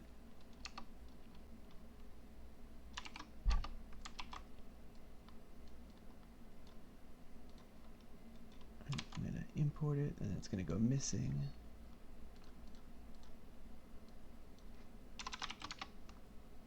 I'll just reconnect it.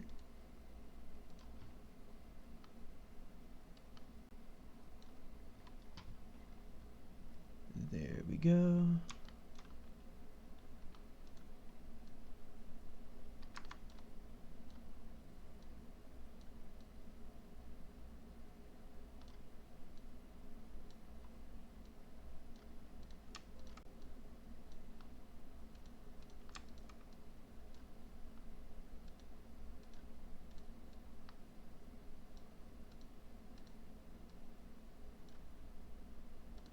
Oh, I never named the head. That's kind of important. I am back. Cool. Oh, I'm also going to need a getting hit frame for the head. I also might take this time to separate out the eyes really quick so that I can control those. That's a good idea. It's always good to have a little eye animation in there. Yeah.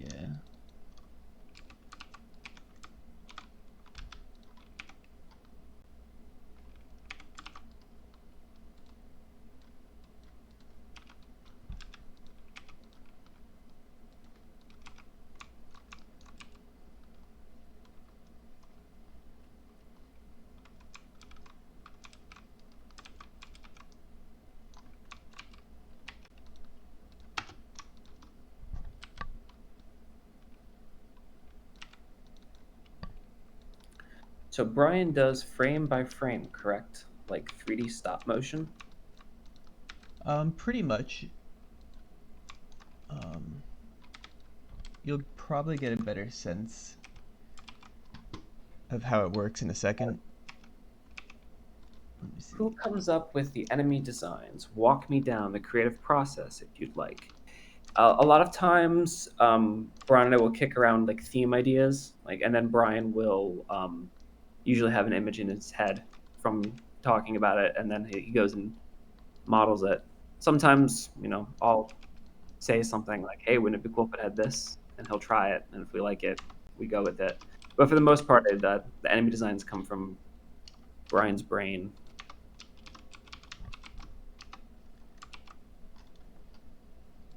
Yeah. How did you go about making this animation tool? Well, it sort of was born out of a necessity. Unity's animation system did not do what I needed it to do. Anytime I tried to set the animation to step tangents, which would normally, in most 3D programs, allow you to sort of do a kind of stop motion effect, Unity would have a little bit of interpolation anyway, and I never figured out how to get rid of it. I believe I met one developer who's like, "Oh yeah, I know how to get rid of it," and then kind of told me, but it didn't work for me.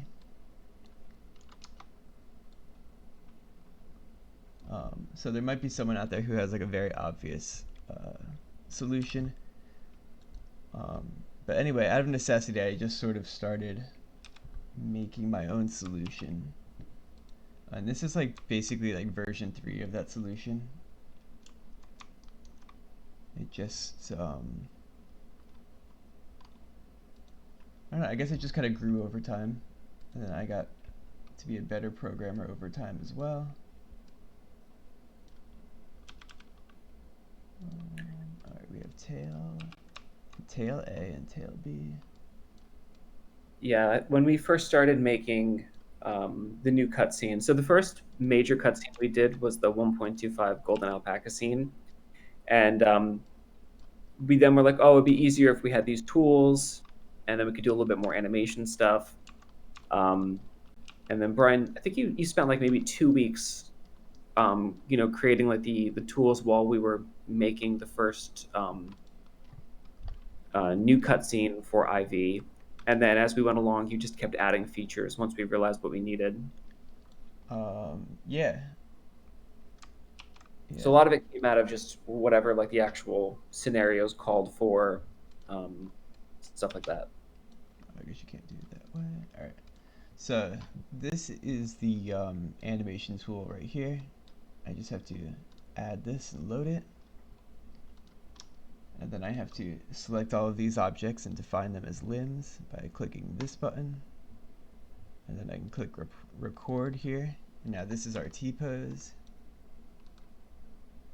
And then I will make the battle idle. Now basically, oh, something's wrong.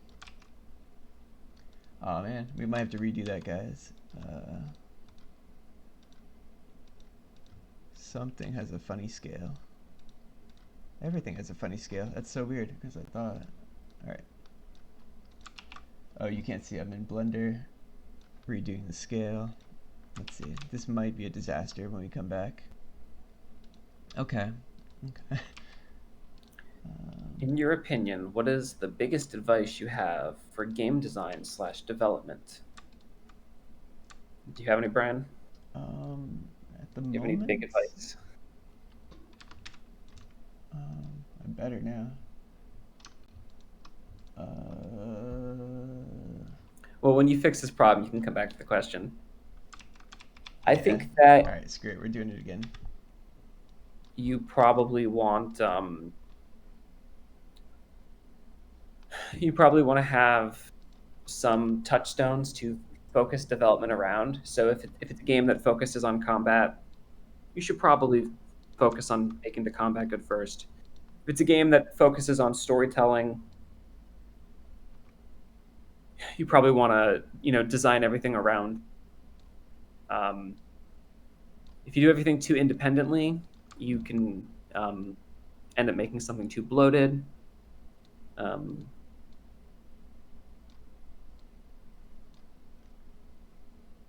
Yeah, I would say that like it's good to have like an eye on the big picture, but don't let the big picture overwhelm you at the same time. So you want to keep like what you have to get done to make the game complete, like keep that in mind, but you also want to just take it in manageable pieces. Yeah, and I think there's probably a necessity to make it smaller than you think it should be, because it's always bigger than you think. So like you should have a realistic idea of like if you make a vertical slicer prototype of one location of the game, you can get a pretty good idea of what it will take to make the rest of them. So if you build a prototype section before you go out of your way to plan, like there's going to be 15 locations in the game and each of them are going to have 7 mini bosses, and like you can very easily imagine a game that is probably more bloated than you need to make. So if you start from the difficulty of making the prototype, and then you uh, have a realistic amount of time you want to spend working on it, you can kind of find a good length that way. Totally. Wow, I really messed. You know what? I gotta fix the feet. The feet aren't as bad because I just have to fix the rotation. What was the biggest hurdle you had to overcome when it came to the development of Y2K, both technical and conceptual? I think the technical thing was figuring out, how to get the game to run on the Switch and the PlayStation 4. Because me and Brian did all the porting ourselves, and it was our first time ever trying to deploy a game to console. So that was something that was a big learning experience. And then conceptually,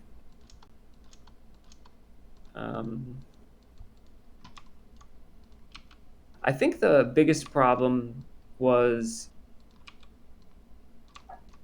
it's really easy to take people's advice very literally. Like if they say, "Oh, you should do this or you should do that," it's very easy to feel like you should do it because someone has observed that about the game. And sticking to your guns can be hard because you could just assume that, like, well, what do I know? I have no idea. Like the Y2K battle system for 1.0 is kind of a result of listening to a bunch of random advice from people at conventions, people we knew personally. And so I don't think it was ever really conceptually there. I think it came from too many different sources, and it didn't have any real like cohesive vision to it. But that's kind of the point of the IV battle system. Yeah, we also kind of didn't follow that advice ourselves of keeping like the sort of big picture in mind, but working on little pieces. I think the big picture overwhelmed a little bit. Yeah, absolutely. And then we needed a battle mode, so we had Yeah, a we rush rushed to get it. that in.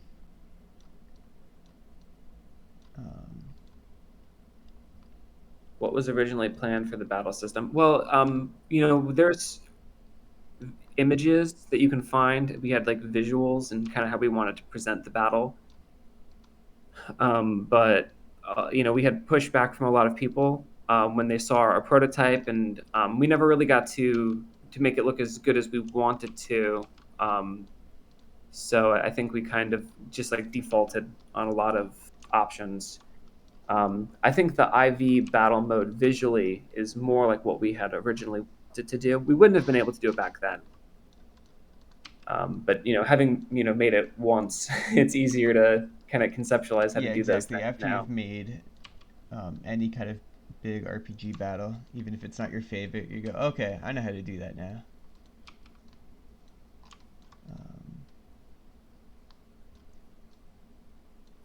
So I'm thinking. If you look at the original prototype, you can probably find it on YouTube somewhere. We had like the solid color backgrounds, but if you look at our original screenshot mockups that we made before we made the prototype, it has more of the personality of IV. I think though ultimately what we made we would not have come up with back then. I think the Oh, no, IV battle definitely not. we're only capable of making it now.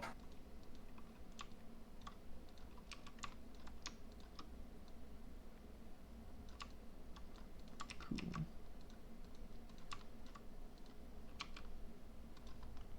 So I'm thinking. That looks cool when you move the eyes up there. Yeah, I'm thinking something like this for the idol. Maybe the front hand should be a little further out. Maybe it feels a little. Yeah, a little weak. Yeah. Let's see. You know, I'm gonna make the stick longer. I can do more with the longer stick.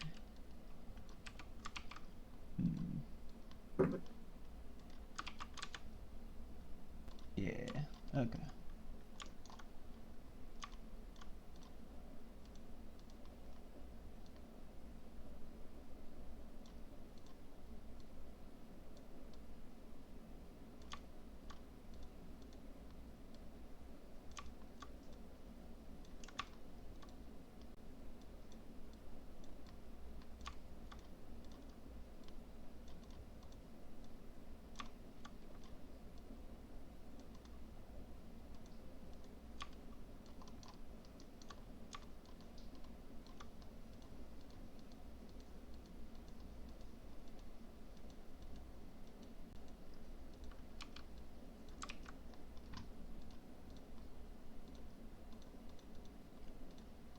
Alright, so I'm gonna start with the idle animation. Cool. And then if I decide it's not working, I can change it later.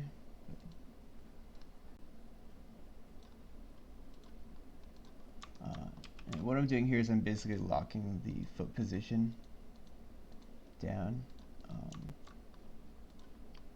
Because I'm not going to do this with inverse kinematics, I'm just using forward kinematics.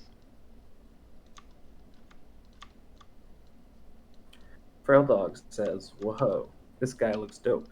Shout out to Frail Dog. Thank you.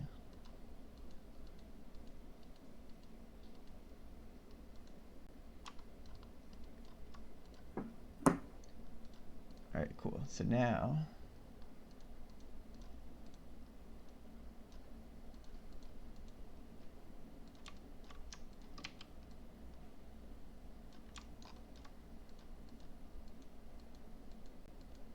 I've got nice 2 frames here, so I'm going to create my breakdown animation.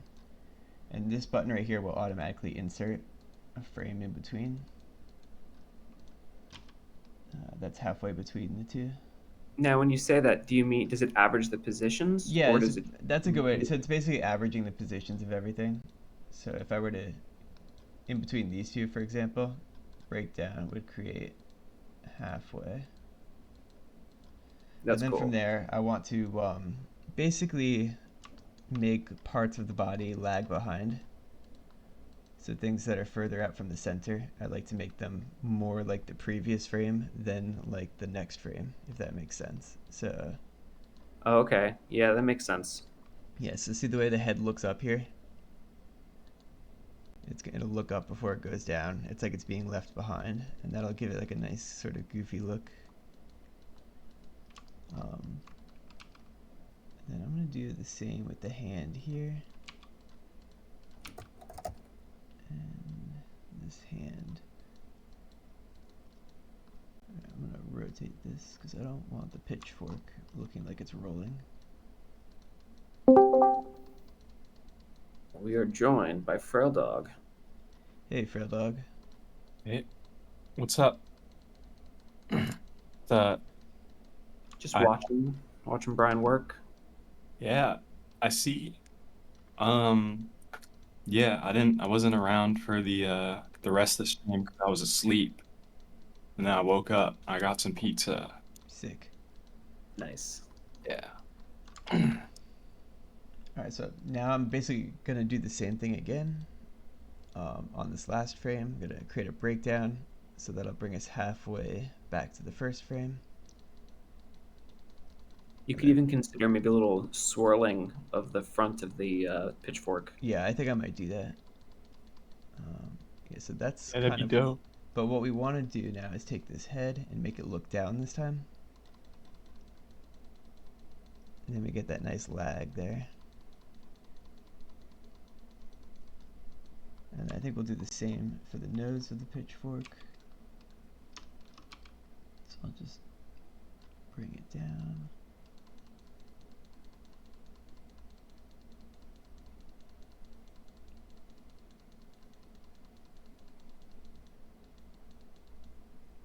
And I think right here, I'm going to actually make these eyes go up a bit.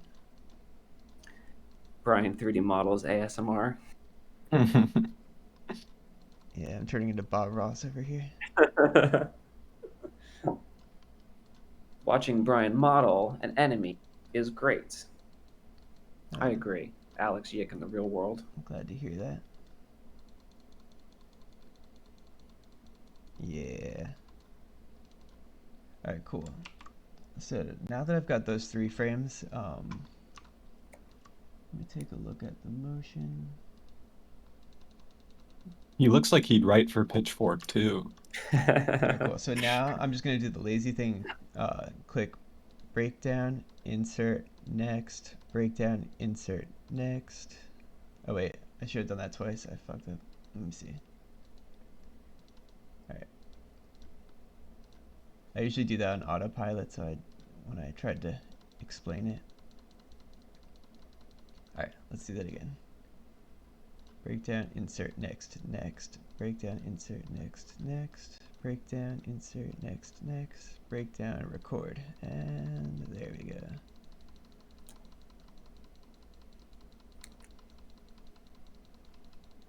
Yeah, that's a much smoother look there.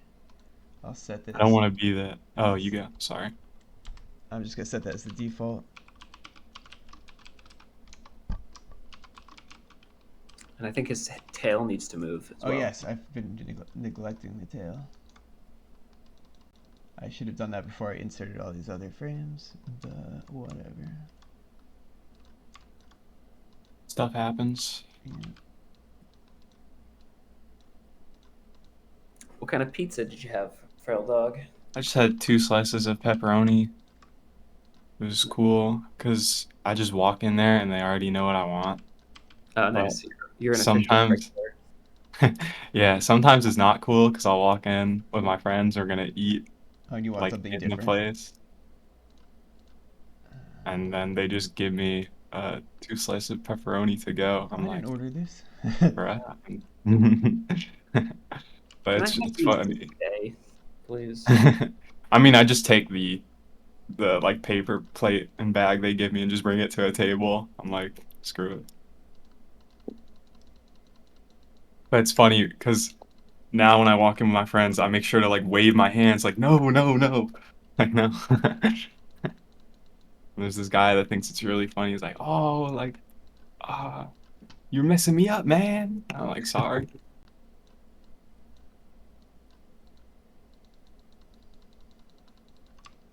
I'll turn myself down if I'm too loud. Is this better? Testing. We'll see. Oh, it's raining outside. Rain Yeah. scares the crap out of me. I'm gonna go close my window. 1 second. It's pretty loud, actually. Wow. Yeah, I have my laptop close to the window, so I don't want to destroy. Oh, yeah. It's a good idea. Yeah, I can't believe this started as the default cube in Blender. I know. Whoa. And I almost deleted that little thing. Alright, now I'm gonna Like make a prefab out of this. Then I'm gonna It's like an break ancient sculpture. the prefab. Sculptor. You know? Yeah. Alright, so this is it running.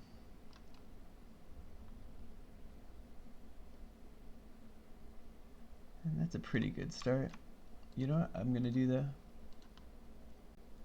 I'm gonna go take the shirt and I'm gonna make this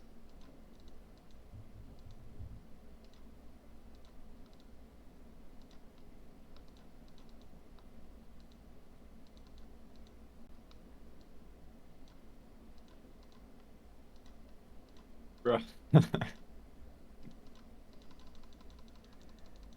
Yeah, that way we get a little bit of cloth motion. Nice. Yeah, that adds something. Yeah.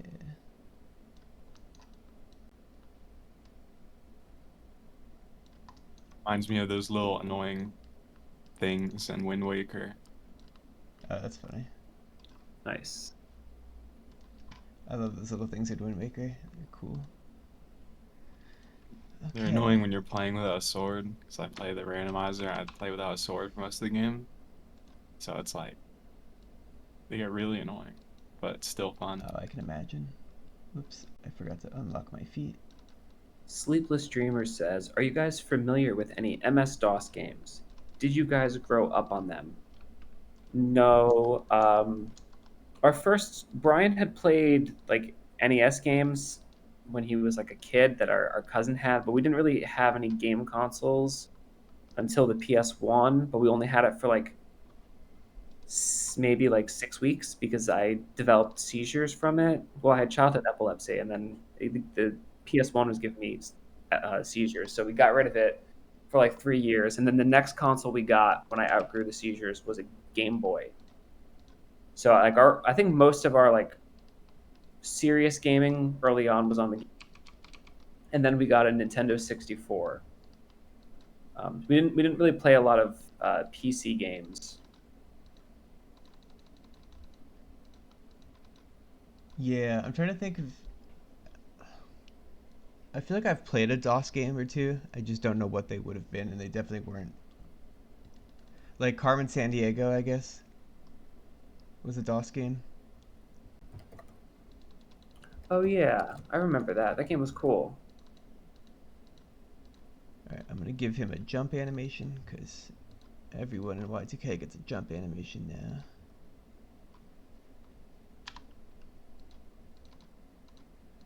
And I'm going to...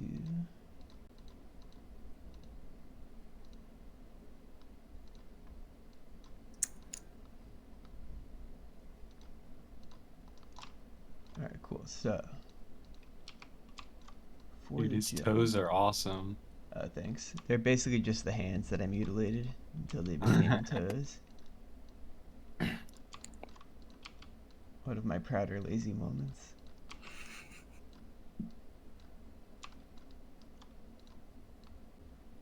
I've been thinking a lot about Golden Sun lately. I love Golden Sun.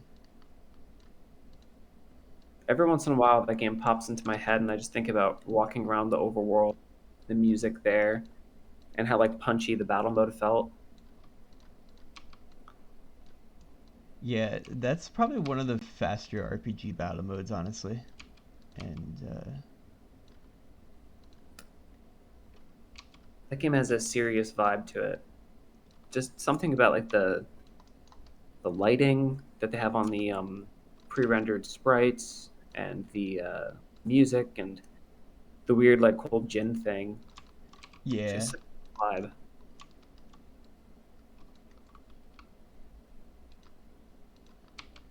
fortunately I didn't really set the rotation up correct for these eyes, but that's okay.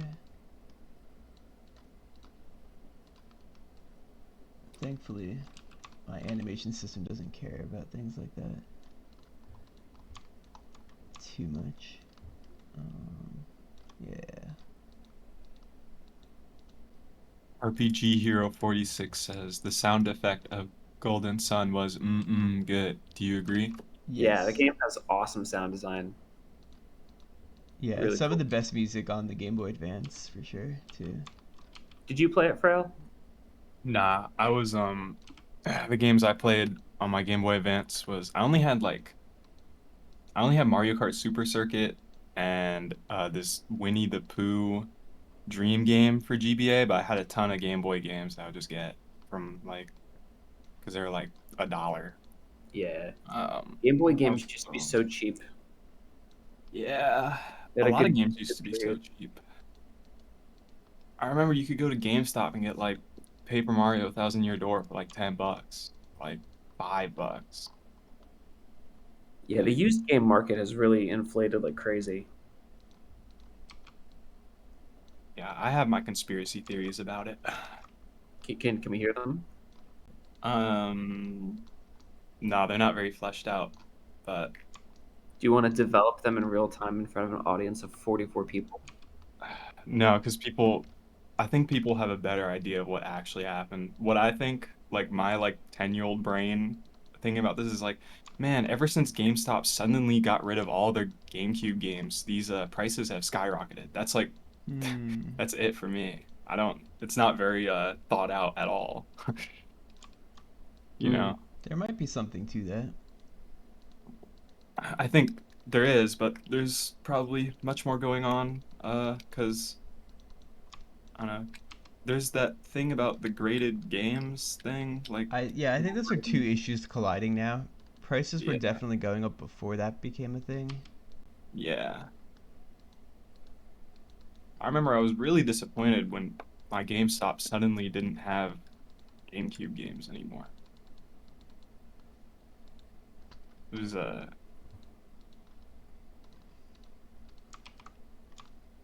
Yeah, well, it's funny sucked. because well, I assume they don't even take those in as trade-ins anymore. They do, and I think they sell them online. I was gonna say, what do? Do they just throw them away afterwards? Like, Uh, they probably do sell them online. I haven't had a good experience with GameStop online, whatever.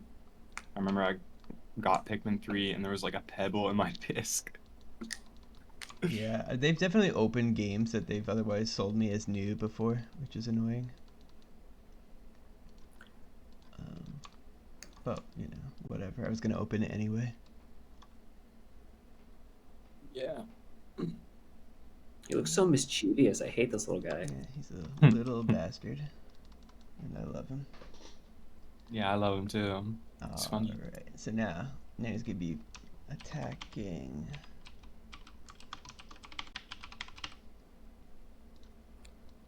My mic was in the way of my keyboard. I couldn't spell half the word.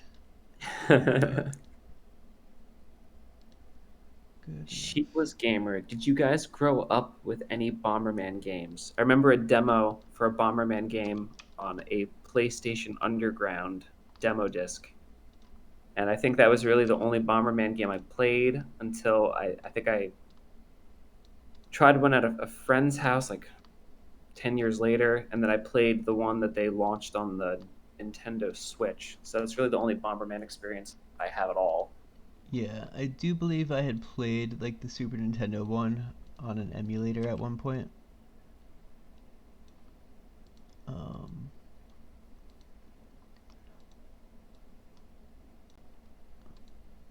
oh, and I briefly played Bomberman 64 at a friend's house, which is pretty cool. I feel like I've played Bomberman 64, but I don't know where. Did Christopher I have that think game? we rented it once, and I think Eric had rented it once. So I think between the two. Word.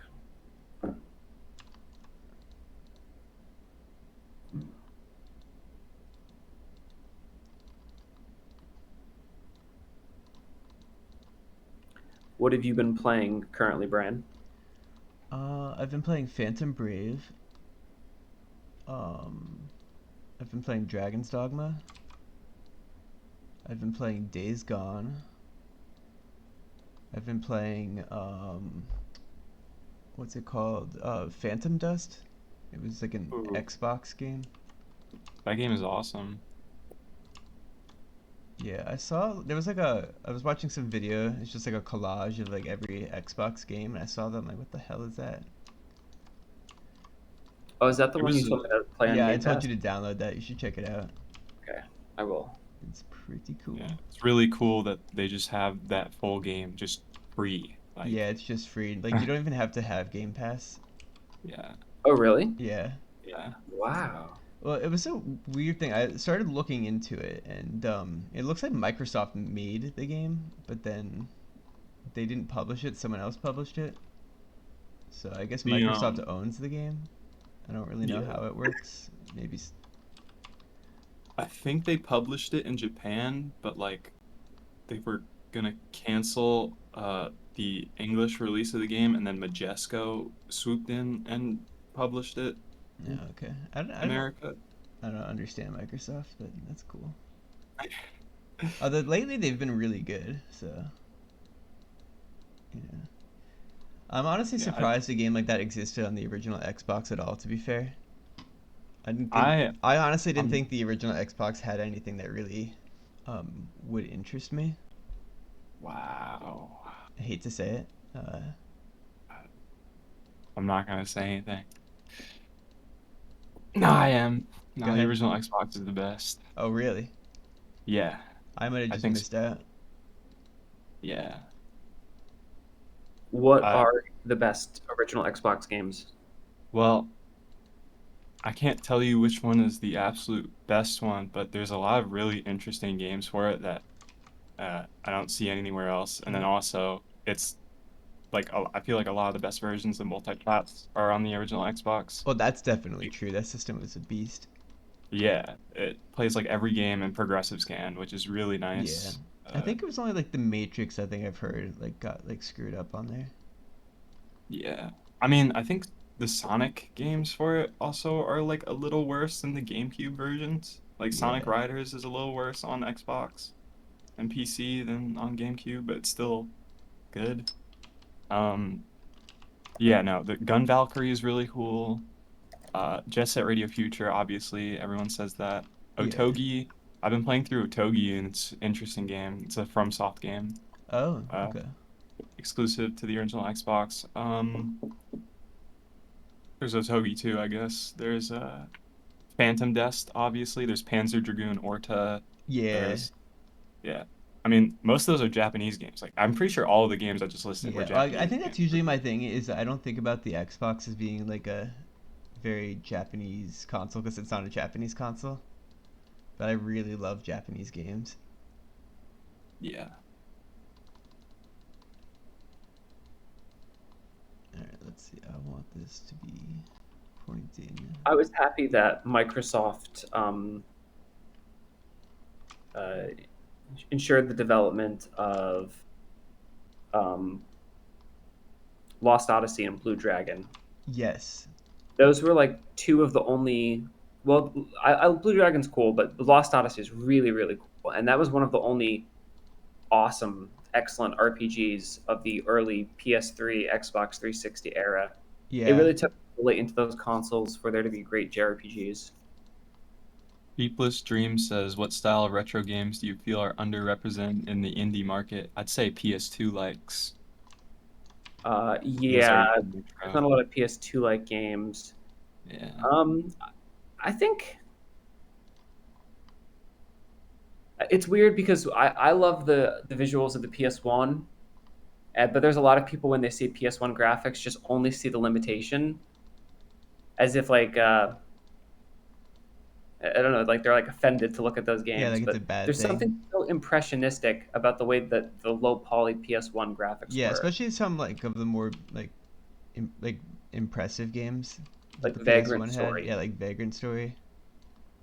That's incredible. I mean, that game's more beautiful than a lot of modern AAA games, just It's because the art really direction. true. It's amazing what they did visually under the constraints. Final Fantasy IX is also beautiful, and that's a PS1 game. Yeah.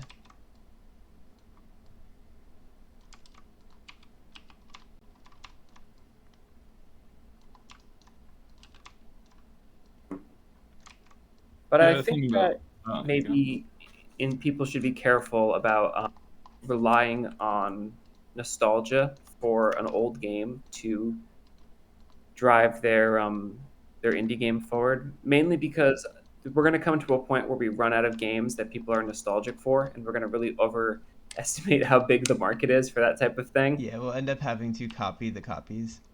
Yeah. It's like, why are we doing it this way again? Oh, I don't know. Yeah. I was watching some YouTuber had this big video about that's basically like what it's sort of a millennial problem of an over reliance on nostalgia and remixing in order to create new things. That's Yeah. facts. There might be something to that. I'm millennial phobic, so I agree with that. Yeah.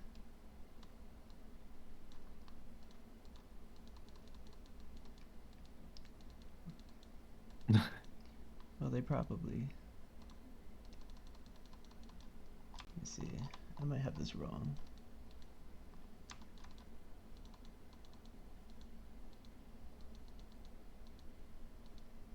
I must feel like this frame here, I need to wind back some more.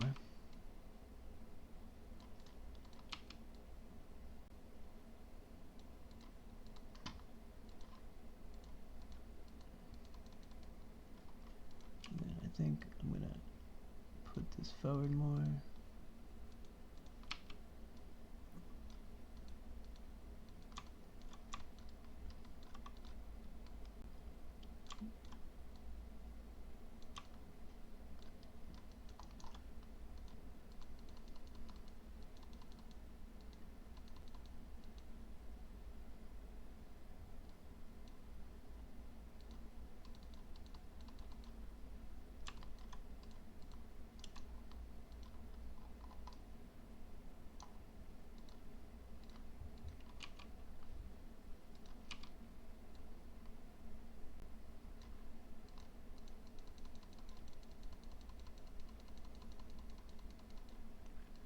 Alright, I'm going to actually look at this to see what it's doing.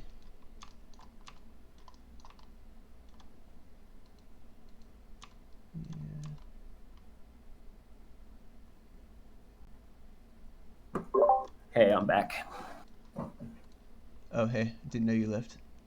Wilfred called me because he just left. Oh, okay. So he's on the phone now.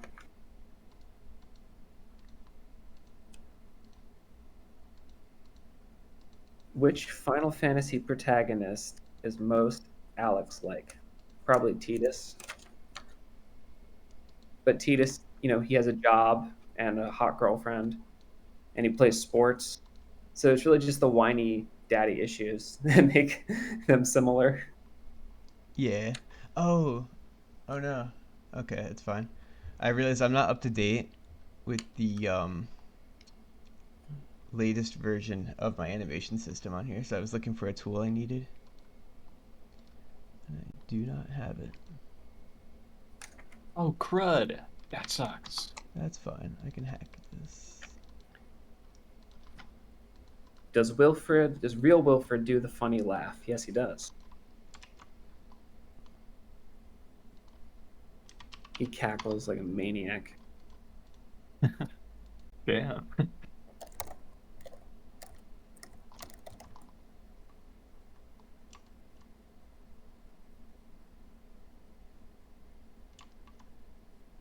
Legend might pop in soon. And that'll probably work.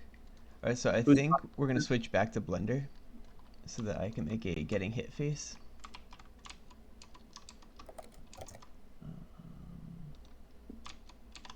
Okay, we should be back. I'm just going to duplicate the whole head. And I'm going to put a little seam here to here.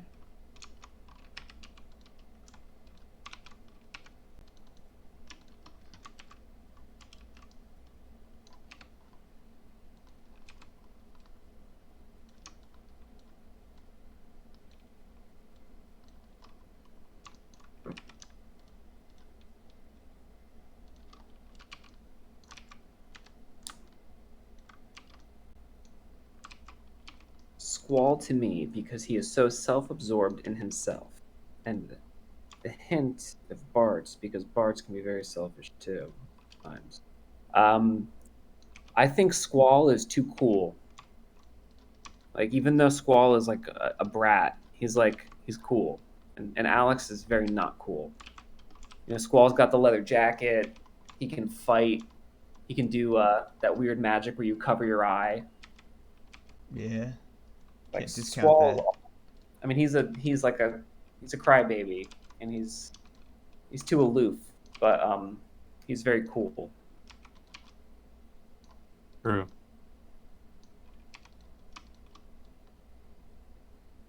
Alex is anti-cool.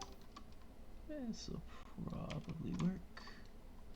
We are joined by boy. Oh, hey. Good boy, Zunga. Hello. How are you? I'm doing pretty well. Have you been watching any of the stream? Nah, I just checked Discord now to see what was happening. Oh, I'll okay. tune in now. Yeah, check it out. Brian's been modeling a new enemy and animate for the past like 2.5 hours. Oh, nice.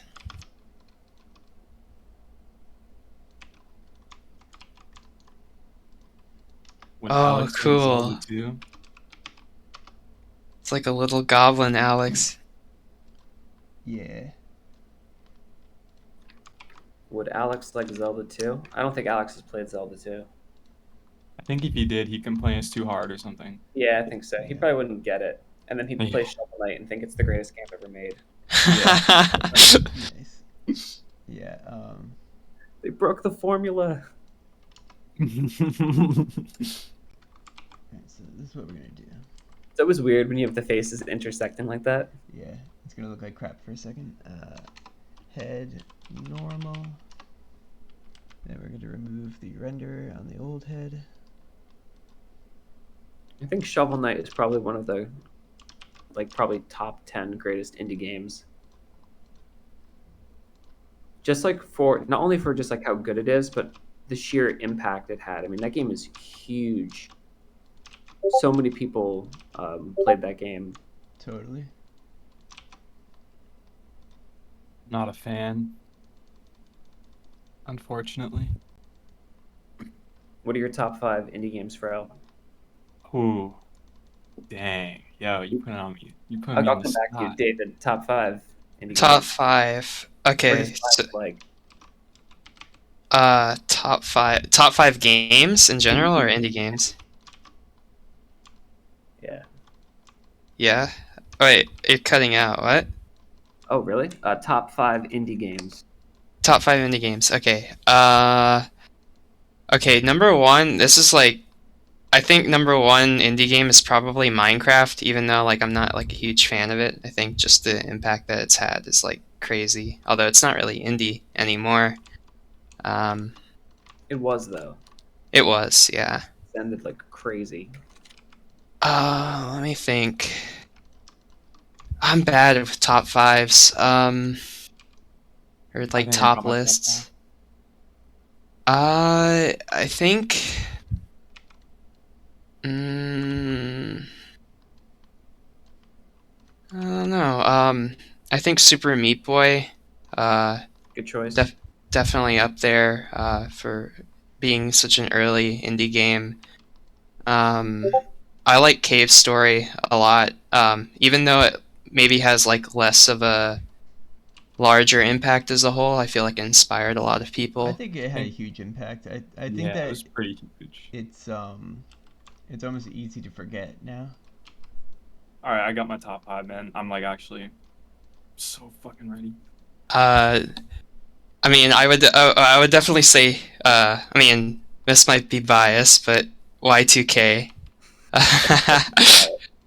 I was literally just messaged by somebody on Discord saying this guy not saying Y2K is top 5. Shake my head. So I was held at gunpoint to say that. Oh, that makes it less special. But no, seriously, I love it. I love it so much. Definitely, like personally, it's like it's probably closer to like 1 for indie games for me, and then Minecraft would be, or Meat Boy. Keep going or I pull the trigger. Keep praising you. Frail, what do you got? What are your 5? Alright, okay. So this is in no particular order, okay. But first thing I can think of is Dust Force. Dust Force is the best indie platformer ever made, like no capper. I've No. never played that. Dust Horse is cool. Dust Force is freaking awesome, man. Hotline Miami is pretty fucking good. Yeah. Really good. Amazing. Bez is amazing. Really good. Awesome. Cave Story, obviously, you know, and then Terraria. Terraria is like insanely good. And, sorry I didn't include YIIK, but like, It's okay. Nah. No, I'm holding you at gunpoint. I'm gonna die tonight. I'll how? take the bullet for you. You don't have to do it. I think Axiom Verge, Ooh. Hotline Miami,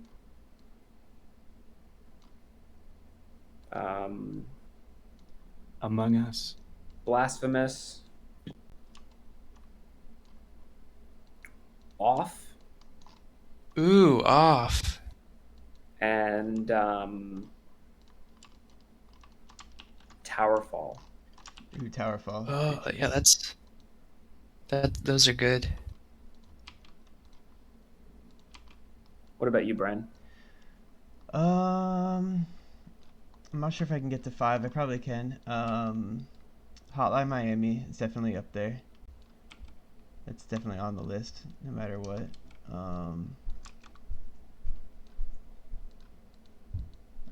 I'd also probably put Towerfall on my list too. That's a good choice. Impeccable taste. We've had too much fun with that game at parties to not put it on the list. Yeah, I've always wanted to play it. it's really good. I haven't played it either. You should definitely play it. It's the perfect party game. I remember looks- when the new Smash Brothers came out, we were playing that for a while, and I'm like, we should go back to Towerfall pretty quickly. Any duck gamers in the chat? I love Yo, Duck Game. Yeah. I played that a lot. I have not played that one. Pretty good. Lethal League is also great. A duck game is a game where you're ducks and you shoot each other. Yeah, it's like Oh, a. you know, I think I might have played that at a convention once. Oh my god, I forgot Rain World. What the? Can I put top 6? Rain World. You can do top 6. Who's ever heard of a top 6? Me. Just now. Cry. No, I'm playing.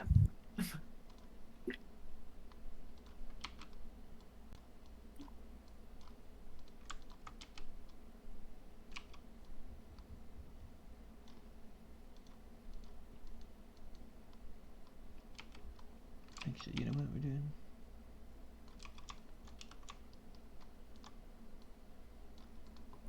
I like that pose. That's good.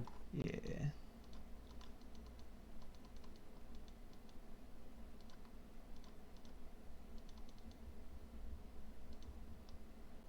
Have you ever played YIIK I.V? It's a pretty interesting underground game. Oh yeah. It's so underground that like you can't it's not out yet. Stole that one from Cinerasorum on Twitch. Sorry, I stole your joke. I can actually probably find out how many people played IV. Let me check the testing server.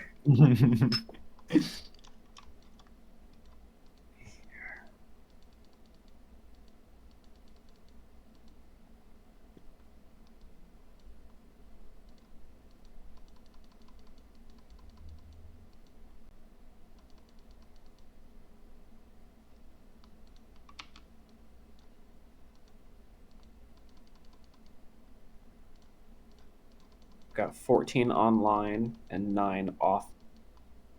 So I guess that's not that many actually. Oh, I can Pretty see good. the wave 3 people. Oh, wait, hold They're on. blue. Another great indie game, YIIK I.V. Humanity is really good. I remember there's like a browser version of YIIK I.V on some Japanese website, and I played that in like my graphic design class in high school. Oh, weird. Nice. Yeah. They've come out with like Online versions. online multiplayer in the browser now. I like the browser version I played because you could like click on a tile and your character will walk there. Which is like not that cool, but it was funny, so it was interesting. It's like Club Penguin. Yeah.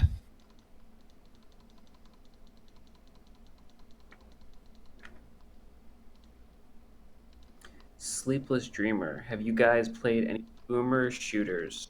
Well, like Doom. Like, what constitutes a boomer shooter? Yeah, I like think Doom 64 was good. Oh, and I think Like the boomer indie stuff. shooter, I think like shmups. No, no, I'm pretty sure boomer shooter refers to things like Doom. I think shmup refers to shmup. Okay. I think they might be talking about the new like boomer like Dusk or Ultra Kill. That Could even the person who asked that question tell us what they meant? Yeah, can you clarify what you mean by boomer shooter?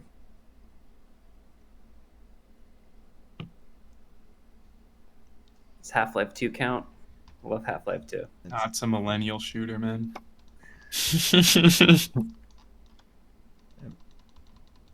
If you can aim up, it's not a boomer shooter.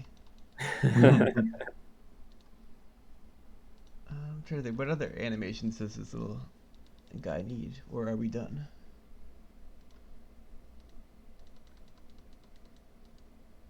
Does he need a use Carta animation? Yeah, he might need something like that. So maybe I'll do some kind of general use skill. I'm not sure what his skills are yet. So I'll just call this use.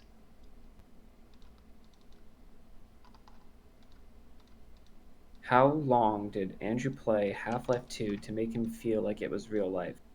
I'm not sure what you mean by that, but I do remember being in school and hearing the janitor's radios go off and remembering that it sounded exactly like the Combine's radio. Yeah, that messed with me for a little So, while. yeah. So if you mean that, however many hours that took. Need for Speed Most Wanted on PlayStation 2 and Xbox 360. That game had really good radio chatter.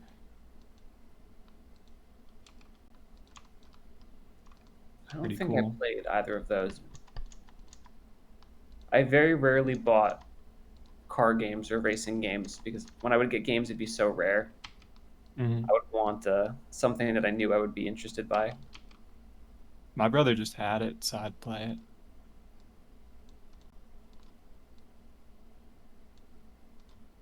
It's one of my favorite games, I think. Nice. So, boy, you've been playing Metal Gear Solid 2. What do you think so far? It's interesting. So far, I mean, I haven't gotten very far in it. But I do like minor spoilers, I guess. Cover your ears if you haven't played it. But like the character, like how it kind of switches to Raiden instead of Snake.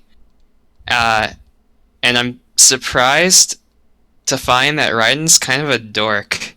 Yes, I kind of I like that a lot. I thought he was gonna be kind of like cool in the anime, but not really. He's just kind of a nerd. Did you Boy, say it's pretty loud. I think everyone who comes in has louder audio. Could you maybe turn yourself down a bit, boy? Yeah, I can try. I wanted to ask, did you say node? You mean nerd? Oh yeah, no, yeah. Now you're Is too it- soft. I'm too soft. Oh no. Somewhere in between what you had. Okay. There we go. Is that good? Yeah, it's better.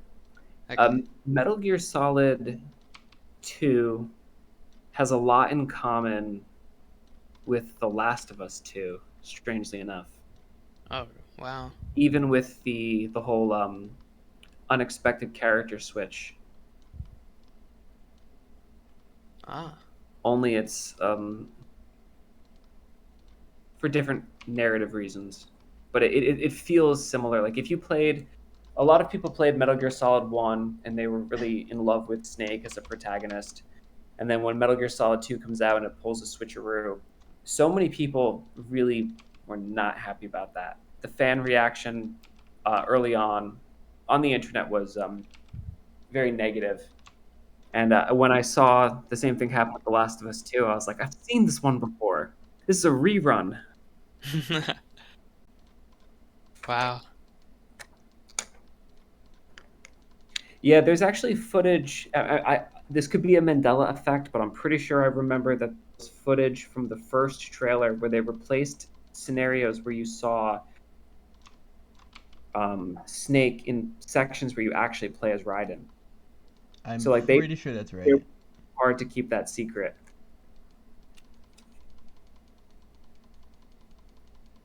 Mm.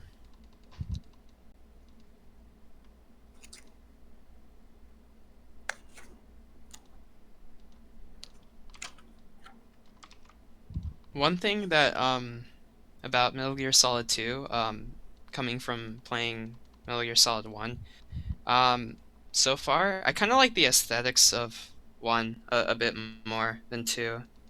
That might be a me thing though, Did you but play the original Metal Gear 1 on PS1?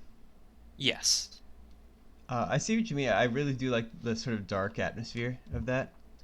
But there's also Yeah. something I really like about Metal Gear Solid 2, like being like sort of outdoors, slipping on bird shit. Like, Oh, I've done that a few times. There was like a comedic sequence of me where I was like hiding in the corner, it just has a feeling like to I was it. crouched in the corner, and then like a guard detected me, and then I tried to get up, but then I started crawling on the floor, and I was like, darn it, and then I crouched again, and then stood up, and then slipped in the bird dookie, and it was just so funny. I was just kind of fumbled. I love it.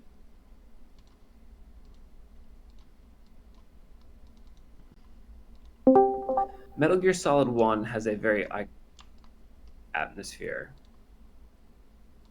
But Metal Gear Solid 2 has so many memorable visuals as well, especially when it came out. I mean, Kojima is very innovative with the way he moves the camera. There's something very grounded in reality. He never does things that you really can't do with real cameras, and he's really leaned into that in his later style. Like the cutscenes in Metal Gear Solid 5 and Death Stranding have such incredible camera work.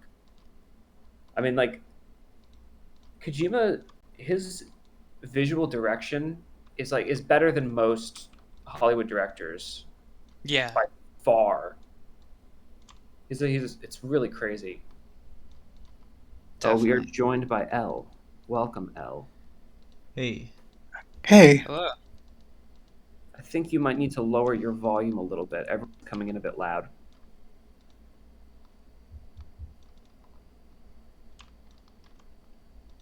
how's this? still seems a bit loud.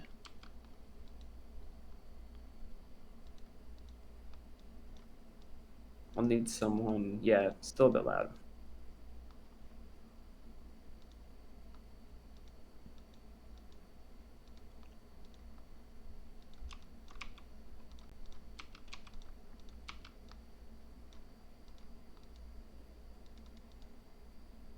I think every Yeah, time Kojima does something, he continues to just show how innovative his ideas are, how outside the box he is compared to the industry trends.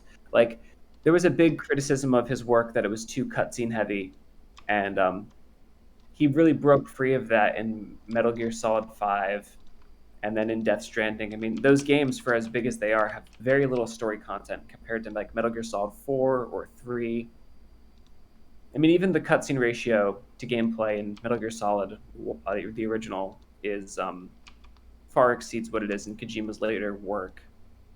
And he still continued to be one of the best storytellers. So it's like you can tell that even though his early work was cutscene heavy, the stories, like, they're always better than.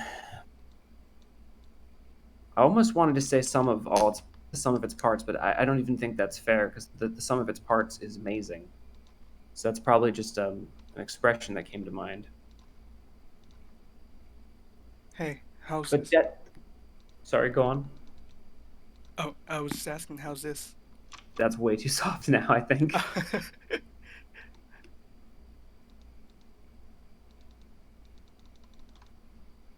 All right. I think that's probably going Yeah, to be that good. seems like the sweet spot. Yeah, yeah, went up to 70%. Okay. Have you played any of the Metal Gear Solid?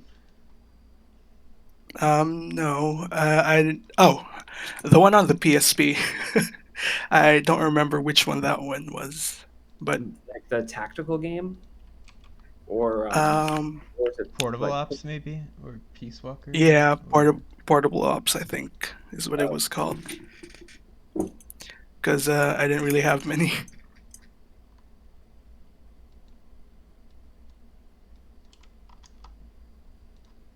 Peace Walker's interesting? The second PSP game, because it's like How's that for the really attack? important to the. Oh, that looks cool.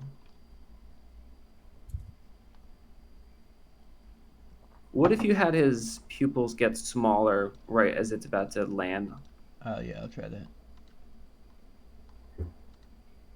Like there's so much important like canonical stuff that happens in Peace Walker, even though it's like this PSP game, and then the Metal Gear Solid 5 just continues exactly where that one leaves off in a way. Yeah, that is sort of funny. It's funny what you said earlier about like Kojima's early stuff being more cutscene heavy. He was even doing that in Snatcher, which was one of the earlier games that he's directed. Like the final act of the game, there's like almost no player control, and it's sort of just going through the story. And people complained about that, and I read in an article by him that he did that intentionally too. He wanted to make a game where like the gameplay, the control is taken away from the player, and everything kind of just they feel like they lose control, and that everything just kind of moves. Like he wanted to like capture that feeling. That's cool. I think Kojima really likes movies. Yeah, that is true. When his bio on Twitter is like, my body is like 70% film.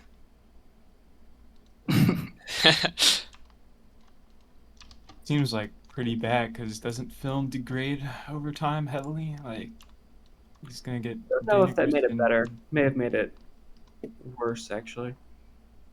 That looks sweet. Thank you.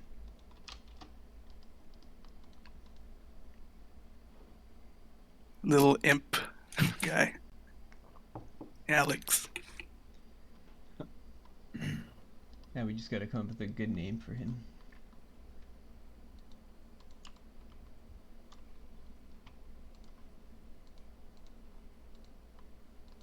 Alright.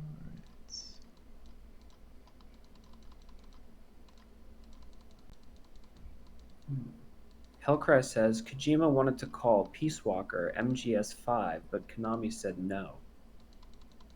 Wait, really? Wow. I can imagine that the return on investment and the brand recognition on a handheld game probably wouldn't live up to their expectations for what the IP can do financially. Yeah.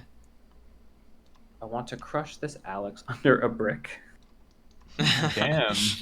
Whoa. Under a brick? Wow, so Brian, you made this, you modeled and animated him in 2 hours and 54 minutes.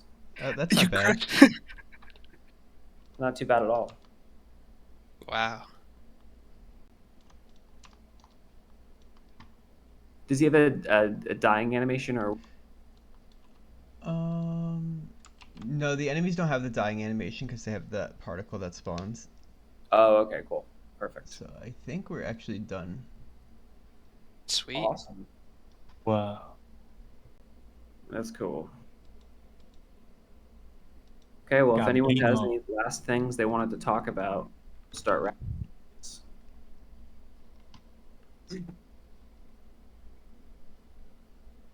We can go back to hunting bugs.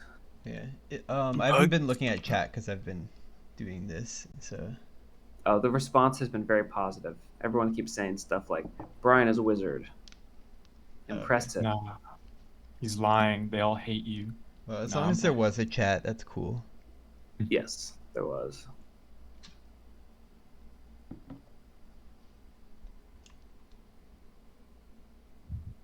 I feel like this one person in chat wants this little guy to be a brown stain in their living room. Damn. I don't know what that Pretty messed means. up.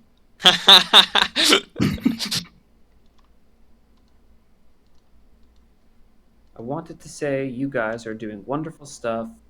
Wonderful with all the IV stuff I've seen. Brian, your stuff is at max. That's from Mint Z Grimes. Oh, thank you. Minty Z Grimes? Wait, So hard to read usernames.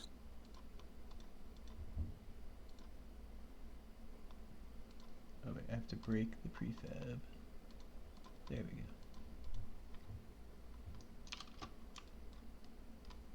Pitchfork writer.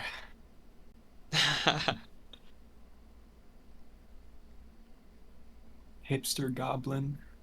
I love how he has the no hair beard. That's so popular. Yeah. That's the look. I like the contrast a lot. Where your hair migrates to the bottom of your head. That's starting to happen to me. That's when you know you've fully become a man. Or whatever. Oh no. RPG Hero says you think is a 22 release. We're planning on releasing IV this year. I mean, at the very latest, if like a million bad things happen, the 3rd anniversary in January, but it won't be any later than. We're making swift progress on it. Yeah, we even got to put in a new enemy, which... Yeah. Or another new enemy, I should say.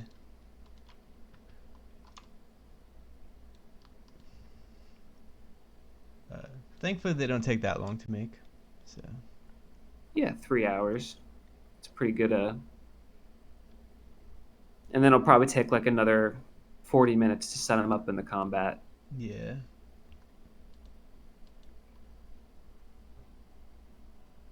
Cannot wait for more Wilfred content. There's quite a bit of Wilfred content in IV, actually.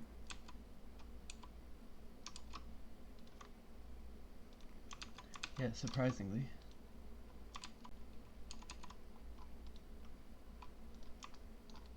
You're showing Blender now, just so you know. Oh yeah, I just switched back to it. Oh, okay, cool. Just 1 and 2. Cool. Well, thank you all for watching. It's very cool. Thanks to everyone who hopped on to talk to us. It's been a good time.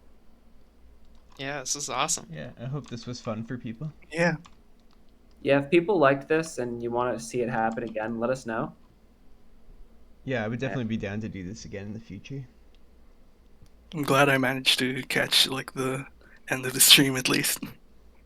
I'm glad you were able to pop in for a little bit. It was good to talk to you. Yeah. Okay, cool. I think you can end the stream, Brian. Alright, cool. I will be ending the stream. Have a good day, Bye. everybody. Yeah. I gotta find the hang up button or the end stream button.